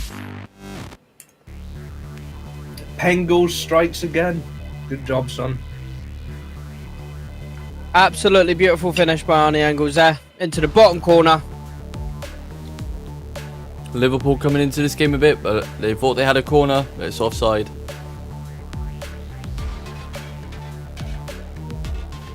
No questions over the penalty, just one of them. Oh, the camera's just cutting to Uncle Fester here in the no dugout, questions at all. and he's wondering what he should do. And the referee has blew the whistle. It's a 4-0 win for Celtic today. Great performance from the team. Good win. An opener from Kenny, the second from Kieran Tierney in the 51st minute, and Daiser Mieda gets on the score sheet in the 85th, and then Engels ends it off with a 93rd minute penalty. In the Liverpool City game, the referee's making it all about himself at the minute. He's blowing the whistle every time he can. I don't think he's ever heard of it playing advantage. So, question. Liverpool lose this game. They're on the same points as Man United, yet the Man United manager's getting absolute scrutiny. Yep. He didn't spend £500 million in the summer. Yep. I can't say it Not because just when I say it, it's a Eddie Howe's biased job opinion. that's under fire. It's got to be Arnie Slots as well. I'll start it now. Uncle Fester out. That's what I'll say. Get him out of Liverpool. He piggybacked off Klopp's team. He won the league. He spent a load of money thinking he was the Messiah, and now it's gone tits up. All I will say is I think they've been dealt an unlucky hand in this game, because that goal should have stood, and it would have made it 1-1. I think it might have been a slightly different game. Yeah. But then Haaland did miss the penalty as well, so it's not like City haven't been without chances. Doku has been incredible in this game. I don't know how long you can keep this up for. Hamilton retiring. Looks like that incident from earlier on in the race has just not helped him any. I think he's got some floor damage or something to the car. So is that both Ferraris out? It will be, yeah. Liverpool win the ball back in midfield here. Wirtz plays a through ball. It's offside. Everything Wirtz does just seems to be too slow. He gets the ball here. Just play it. Play someone in. It probably isn't an offside. What happens with Right, chat and Donna, that is going to be the end of my coverage from today. I'm going to go get some food and get myself sorted out for the evening. So, thanks to everyone for listening to my coverage, and I'll see you all very soon. Thanks for jumping in, Pixel. Yeah, I don't know what's happened with him, because last season he was unbelievable. He's gone to Liverpool. It's just like I don't know if it's the same old new league, you know, having to settle heavy price tag. I just don't know what it is. Doku's on the ball again here. Oh my god, I said it 5 minutes ago. He's had an incredible match. Doku shapes on the ball, left hand side, fizzes in. He looks towards the back post. He's finessed it from the edge of the box. It's an incredible goal. It's 62nd minute, but already he's my man of the match for this game. He's had a truly incredible match. Truly incredible match. Liverpool players just slow walking now with the ball to the halfway line. Man City players all around Doku. That is probably one of the goals of the weekend. You score them type of goals on FIFA all the time. You get the ball with a winger. You come inside. You finesse it to the back post. He's just bent it round the Liverpool goalkeeper. This is some goal. It's a great pass from Nico Gonzalez. He just spreads the play out wide left. Liverpool players don't get back into shape. The ball is back into Doku. He just comes off Konate, bends it in off the edge of the box. What a goal. What a goal that is. He's been incredible in this match. Take him off now. He's run his heart out. My first time really watching Doku this close up in terms of his performance where he's been on his game. What a game from him. That just shows you the confidence in that Liverpool team right now. The way they're just walking back to that halfway line. I don't even think Alisson saves that if he's in goal. It's an unbelievable finish. Yeah, I'm just watching it here. I think he's ran to the corner flag and he's jumped. I'm not quite sure because he is quite short, but I think he jumped in celebration. But he didn't get too far off the ground. That's a beautiful finish. He can be very happy with that goal. Liverpool now. What's going to happen? Back to the Wirtz conversation. He is really struggling with the tempo of the Prem, the physicality of the league. Players will be in and around you quite quickly.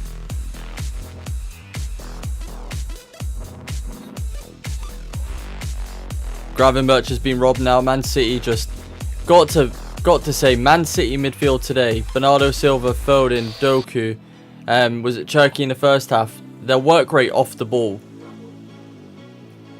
It's alright having all the best attacking players, but the work rate off the ball. Again, look at this. Savinho tracking back. He's won the ball off McAllister. Foden, they're just putting it around. Always a bit of a slack pass. Going to be a chance here. Verts just plays it first time though. He's going to get the ball back. He's not really got any options, to be fair to him. He's going to go out towards right. Phil Foden has just come in and tackled him with ease.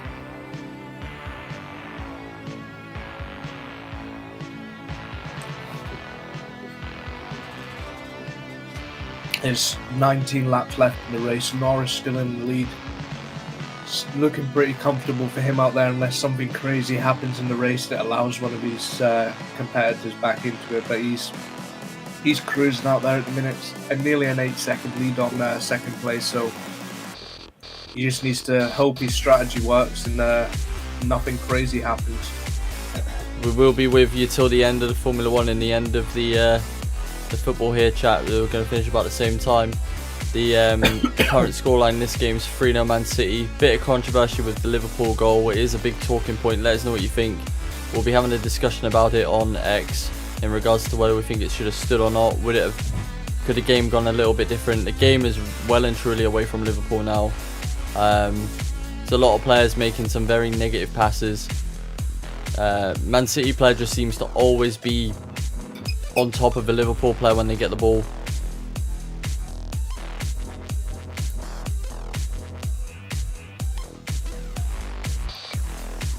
This is Man City almost just saying to Liverpool, you have it and we'll win it back when you try to come forward. Great pass out there from McAllister, finds Kirkez. Gakpo just looks to go backwards immediately.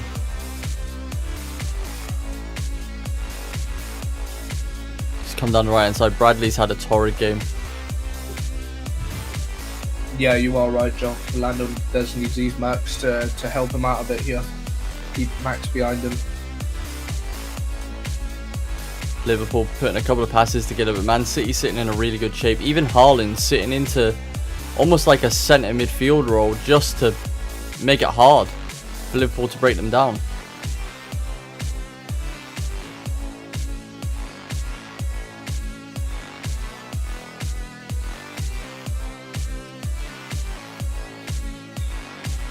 Liverpool working hard in possession to try and break them down, but City just working even harder off the ball. Yep. It's an incredible shape. They've just collapsed into the middle of the pitch, forcing Liverpool to go out wide, but Liverpool don't want to go out wide too early. They want to get Salah on the ball in isolation, but he's been heavily marked. What Again, do you Liverpool just Liverpool's biggest struggle today is what they struggle with? Man City off the ball have been incredible. And then obviously the decision goes against them. It's just a work rate from City here. Like again now, Liverpool have got the ball in the corner, trying to get the ball into the corner. It's Doku of all players that's back there winning the ball.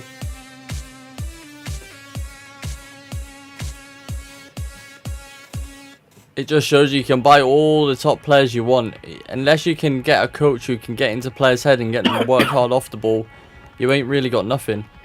Yeah. I'm just watching Haaland now. He's dropping from a striker position into a centre mid position to almost make it a 4 and a 6.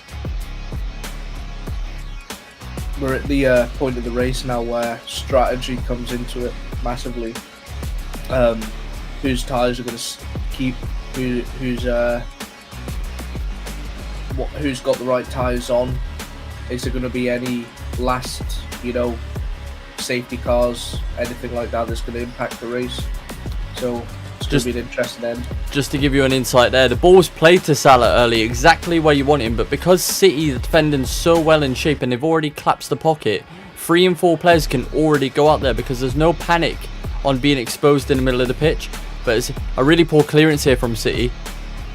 McAllister's going to get a chance. He's going to bring in Gravenberch to just pound forward. Szoboszlai with a really bad cross. And Doku's going to be brought into the game on the counter-attack here. This is a problem. Szoboszlai is just going to bring him down. He's just brought him down. Simple as that. He's not interested in trying to make a tackle. He's just taking him out. That's one name I've not heard mentioned much today, so I was like...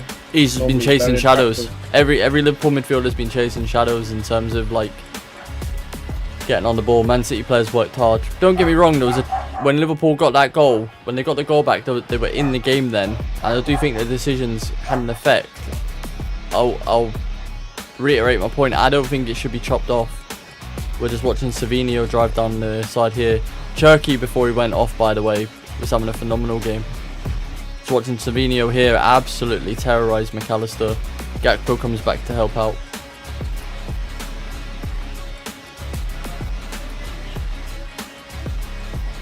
Doku looking absolutely knackered. He's been up and down. How many ones left? The 70th minute now. But yeah, a lot of teams already made changes. Liverpool were desperate to get back into it. That ball didn't go out of play. Linesman deemed it did. It's going to be a throw into Liverpool. Make sure you hit the follow button on all the socials, guys, to get notified when we're next going to be live. I believe you will get some Battlefield content tomorrow, sort of afternoon time. It's going to be an interesting fight for 4th and 5th here shortly, because we've got a steaming Piastri coming up behind Max, who's on medium tyres. He's been on medium tyres for about 15 laps now. So it's going to be interesting to see if Piastri can put a bit of pressure on Max, which will also slow him down and help his teammate out a little bit, who's also his championship rival. So it'll be very interesting end to this race. Just watching now, this game is becoming a physical battle. I think Canate's took a bit of a knock. Salah's going to be 1v1 here with Nico Riley, who's done a really good job against him, but no City player is intent on leaving Salah 1v1. The minute Nico Riley's faced 1v1 there and Salah doesn't look to engage with him too quick, Phil Foden sprinted 15-20 yards to get across and match it and put in the work rate. So Foden straight across there and doubled up. Not something that could be labelled with Phil Foden as a workhorse off the ball. That's a really good move from Hulkenberg down knock on. Goes up to 7th place. Szoboszlai's in here down the right. Nico couldn't really make the tackle, and it's defended well at back post. No Liverpool player in the 6-yard box, and they're chasing the game.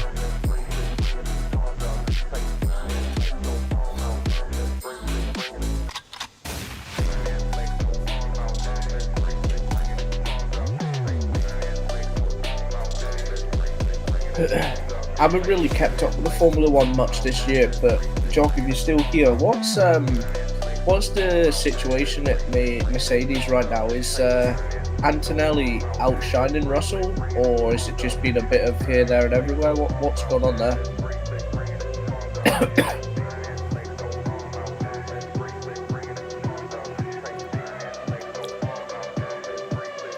It's a Liverpool corner, defended well.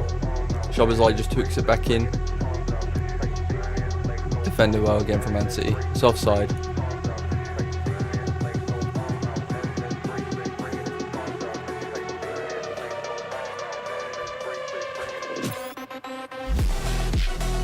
Marmoush coming on now for Man City. Guardiola giving him such a heavy debrief about work rate off the ball. You can just see it. You know exactly what he's saying to him. Doku's coming off. Might comfortably be the man of the match. This goal was incredible from him.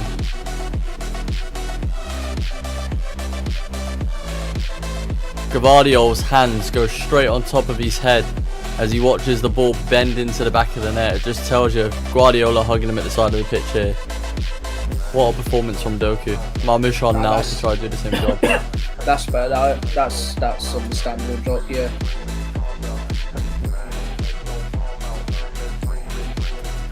So Russell's coming into the pits now. This is where you expect Norwich to push to try and see if he can open a little bit of a gap, but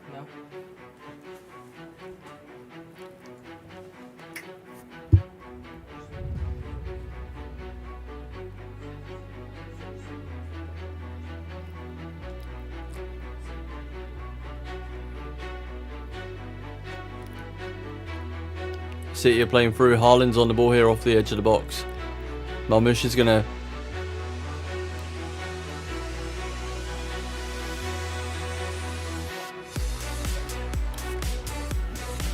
Liverpool breaking away down the side. Salah's going to go more direct this time at Nico Riley, who again just defends phenomenally. Gvardiol comes across to make sure it goes out. Shobbers lies on the edge of the box. If you're Norris here, Jock, what do you do? Liverpool. So there's no way his tyres are going to last. He's going to have to pit again. Does he go mediums or does he go? I guess he'll go mediums, right? Or does he go? Does he have another set of softs?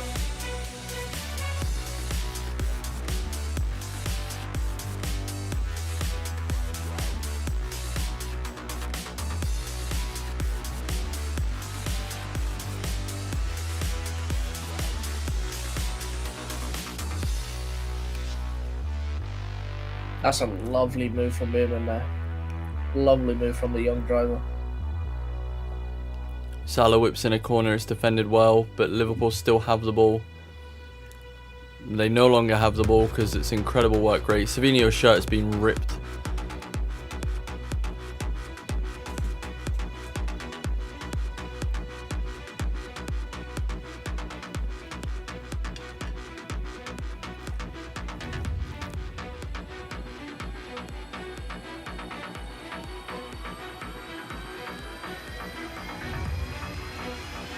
Yeah, there's no way Max's tyres maintain though, right? Shobbers like, oh my god, Donnarumma. The ball comes back from Salah into the middle of the box. Shobbers lies hit a shot just off the edge. He's hit it so well, it's destined for the top corner. It's an incredible strike. Donnarumma, massive reflex save, palms it away. And Norris is in the pits now.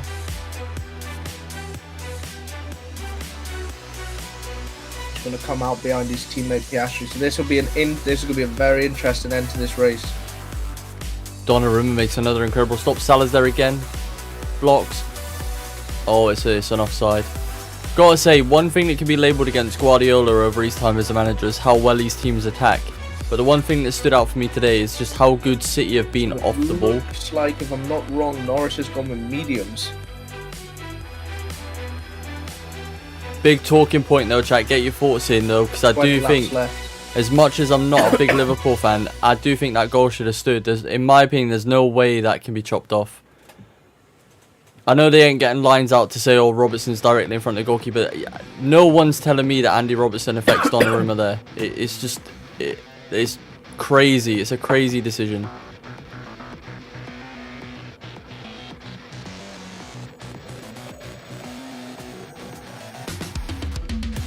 Liverpool in down the left hand side again here, but I have a suspicion it might be offside. No, he's going to let it play through because it goes for a corner. I don't understand Gakpo as well. I don't know what you think, Cryptic. Gakpo's arguably been one of Liverpool's best players this year. On the bench. Yeah, I don't understand. Comes on and looks a threat. Uncle Fester's got that wrong. I do sometimes feel like Liverpool signed a lot of players, and I kind of feel like they're in a position where they've got too many players to try and keep happy. Ball flung into the box here. Man City players, every single one of them. Ball's fell for Van Dijk, nothing. Donnarumma's all over it. City players look determined to get the clean sheet. You've got Haaland in there trying to win every header. Be interesting now to see if Norris can close the gap on Verstappen. Verstappen's got old medium tyres on.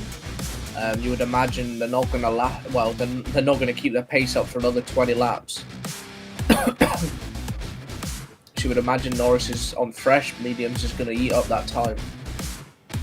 But also he has to bear in mind his tyres have to last another 20 laps. So, but for the championship, doesn't Max need Norris not to finish? I think so, but obviously these guys are fighting for race wins, right? So they don't really care. They're all in there for the race win. I think it'd have to be something crazy for Norris not to win this race.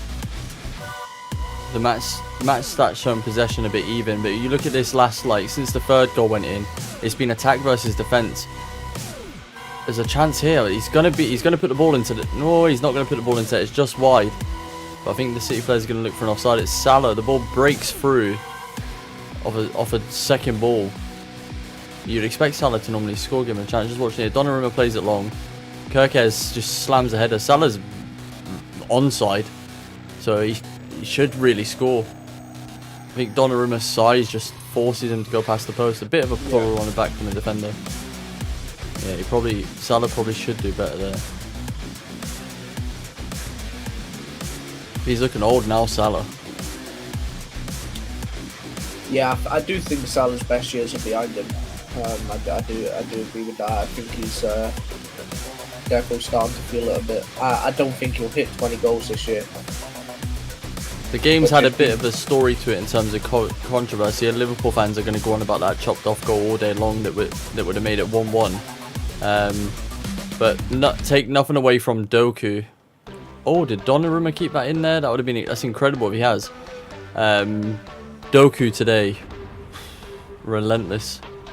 Yeah, at this rate, Norris is closing in on Max a second a lap, so he's definitely going to be right up his backside towards the later part of this race. And I shit you not, Phil Foden is playing a CDM role, just anchoring in midfield, winning the ball in possession here. Savinho's running. This is the difference though, when Man City go forward, they just seem more efficient.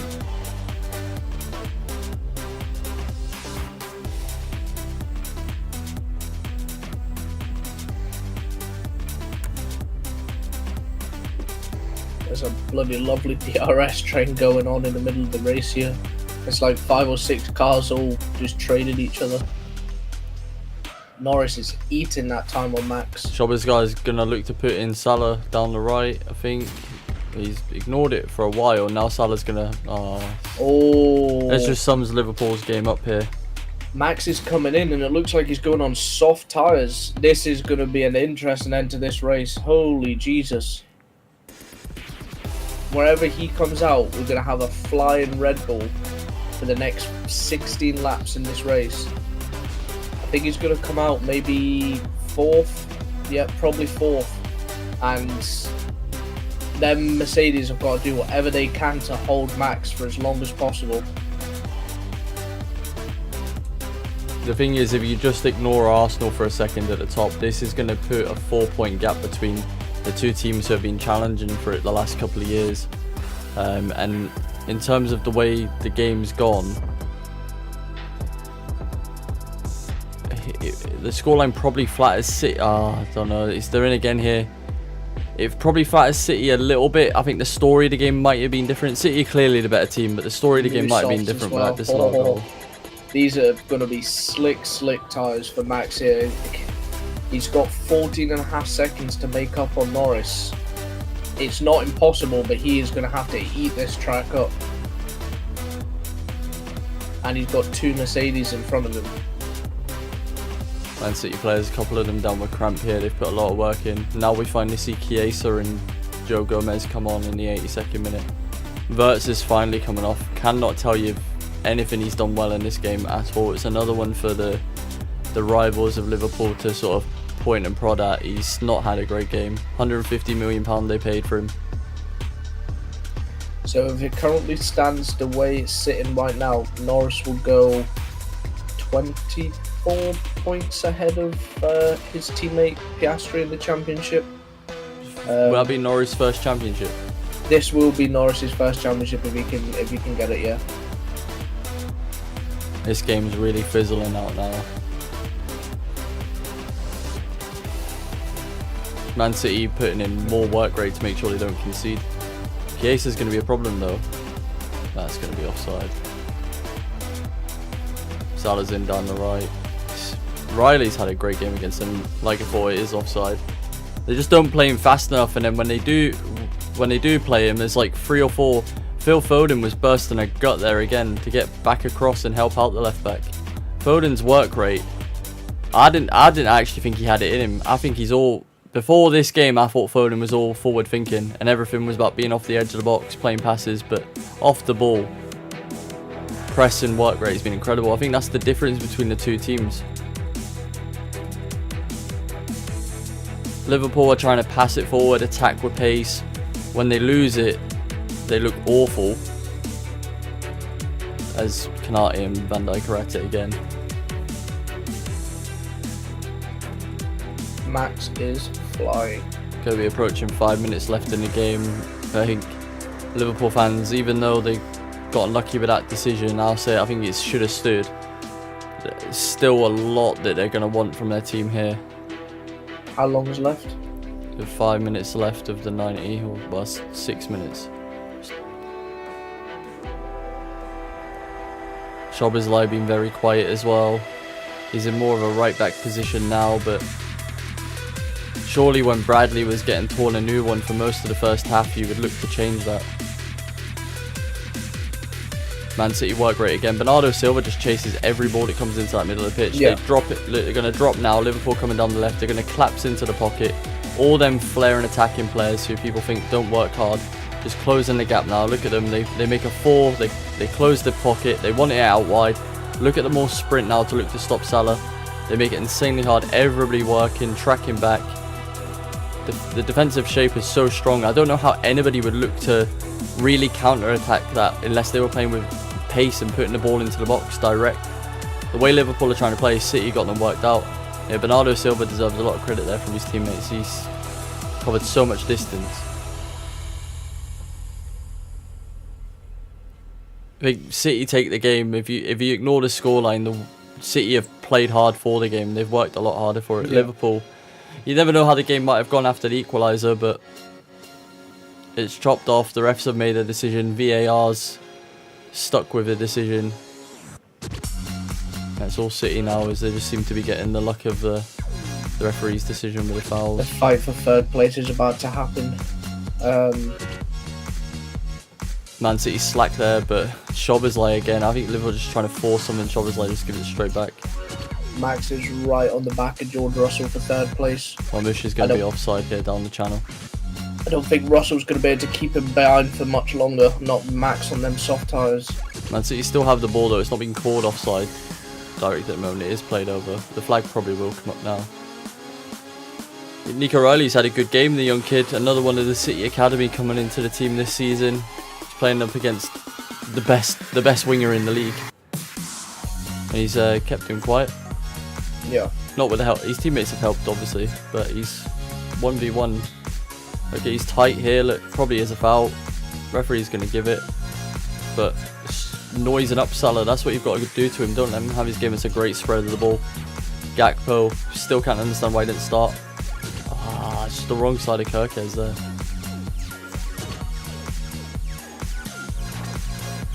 I think they're going to heavily talk about the goal that was chopped off after the game. You'll probably hear in your fan groups all week. We'll probably share some stuff on X about it in terms of like how we feel about the chopped off goal. As someone who obviously wants Liverpool to lose as much as possible, because I think City, I don't think they can maintain it. If Haaland gets injured, I don't know who else is scoring the goals. I think it's a goal. I don't think it should be chopped off. Van Dijk scores a really good header. Robertson's there, but how many goals do we see like that every weekend? Yeah, Russell being told to manage his brakes, that's not a message you want to hear when you've got 10 laps of a race left and you're in third place and you've got a car right up your ass trying to take your spot. That's that'd be disheartening as hell, that. He just stands in the dugout as well, like he's told the team how to win the game and they've not acted it out. That's just Isak on the bench unused as well. Doesn't look too happy. It's crazy for a £150 million player. Liverpool fans are going to start getting on his, like, that's, Liverpool have played 11 games in the Premier League, 6 wins and 5 losses already. This was a team who walked the league last year. And they've spent £500 million. Spent 500 million and made the team worse. It's crazy. Just shows you can have all the money in the world. I just don't know what's going wrong. Like, genuinely, you look at their squad, it's not bad. Right back, Frimpong's injuries haven't helped. I still think they're weak at the back. I don't know if they've got the right midfield combinations. Is Gravenberch good enough to play in that role by himself?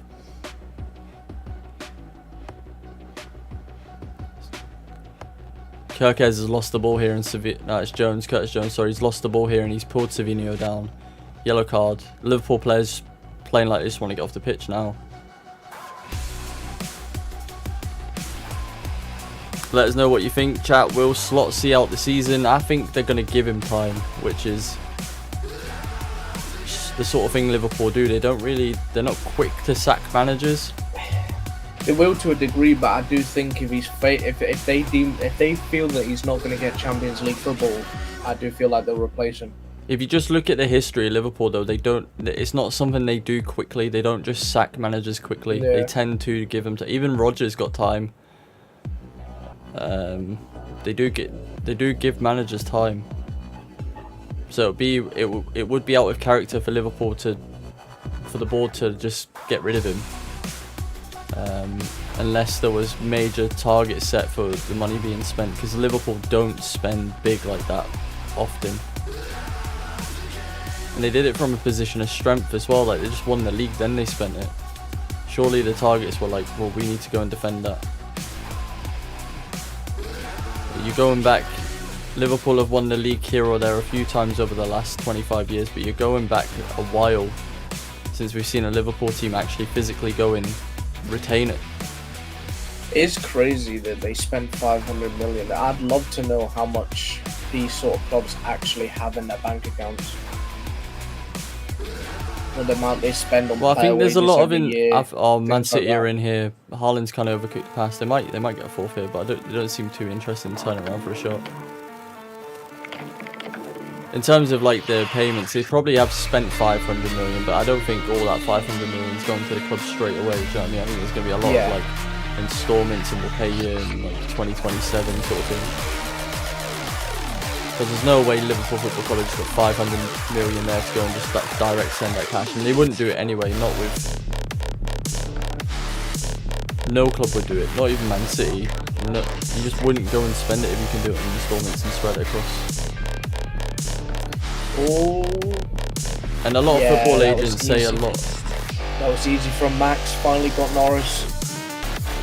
Just pressure tyres. Just breezed past him like Norris wasn't there.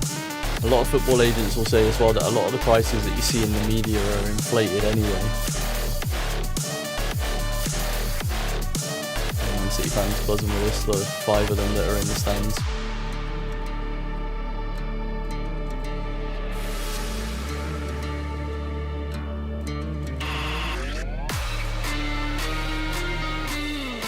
Taking the mick out of Liverpool here a bit, keeping the ball on the flag. Phil Foden.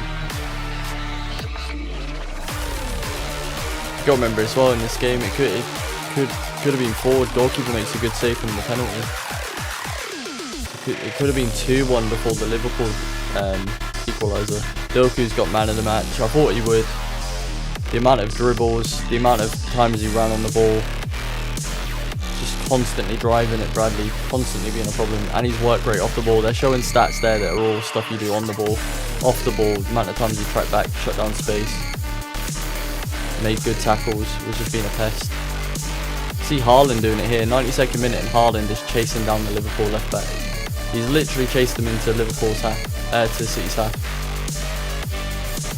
He's still chasing now. He's a one-man pressing machine in the 92nd minute.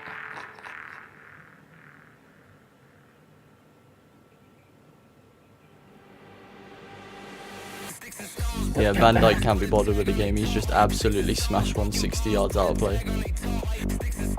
That's crazy for one of your senior players. He should be spurring the team on. We're going to be wrapping up quite quickly on full time here.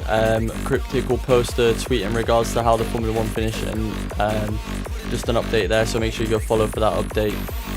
I've been Donicardo, the host for this show today. We're joined by Pixel and Cryptic. There's full-time scores coming in now.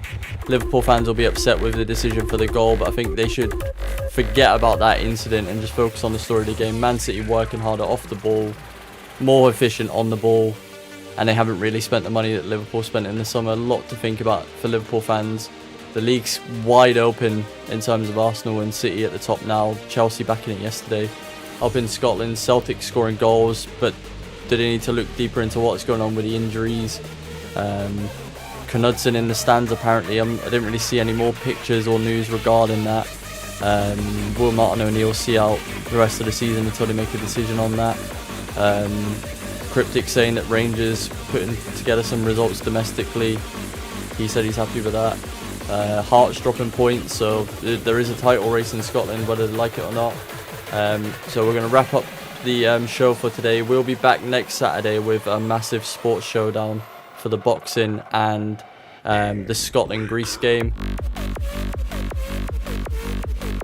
Any final words, Cryptic? Any final thoughts? No, not at all. Just some really good games of football today. I enjoyed watching most of them, so hopefully the season keeps chucking out some good games. Right, appreciate all the support. Make sure you hit the follow button as we're ending. Follow us on TikTok and YouTube as well. There's going to be a lot more content coming in the week. All the guys have got loads of plans and they've got everything drawn up for getting content out to you guys. So we'll see you all in the week. Good night.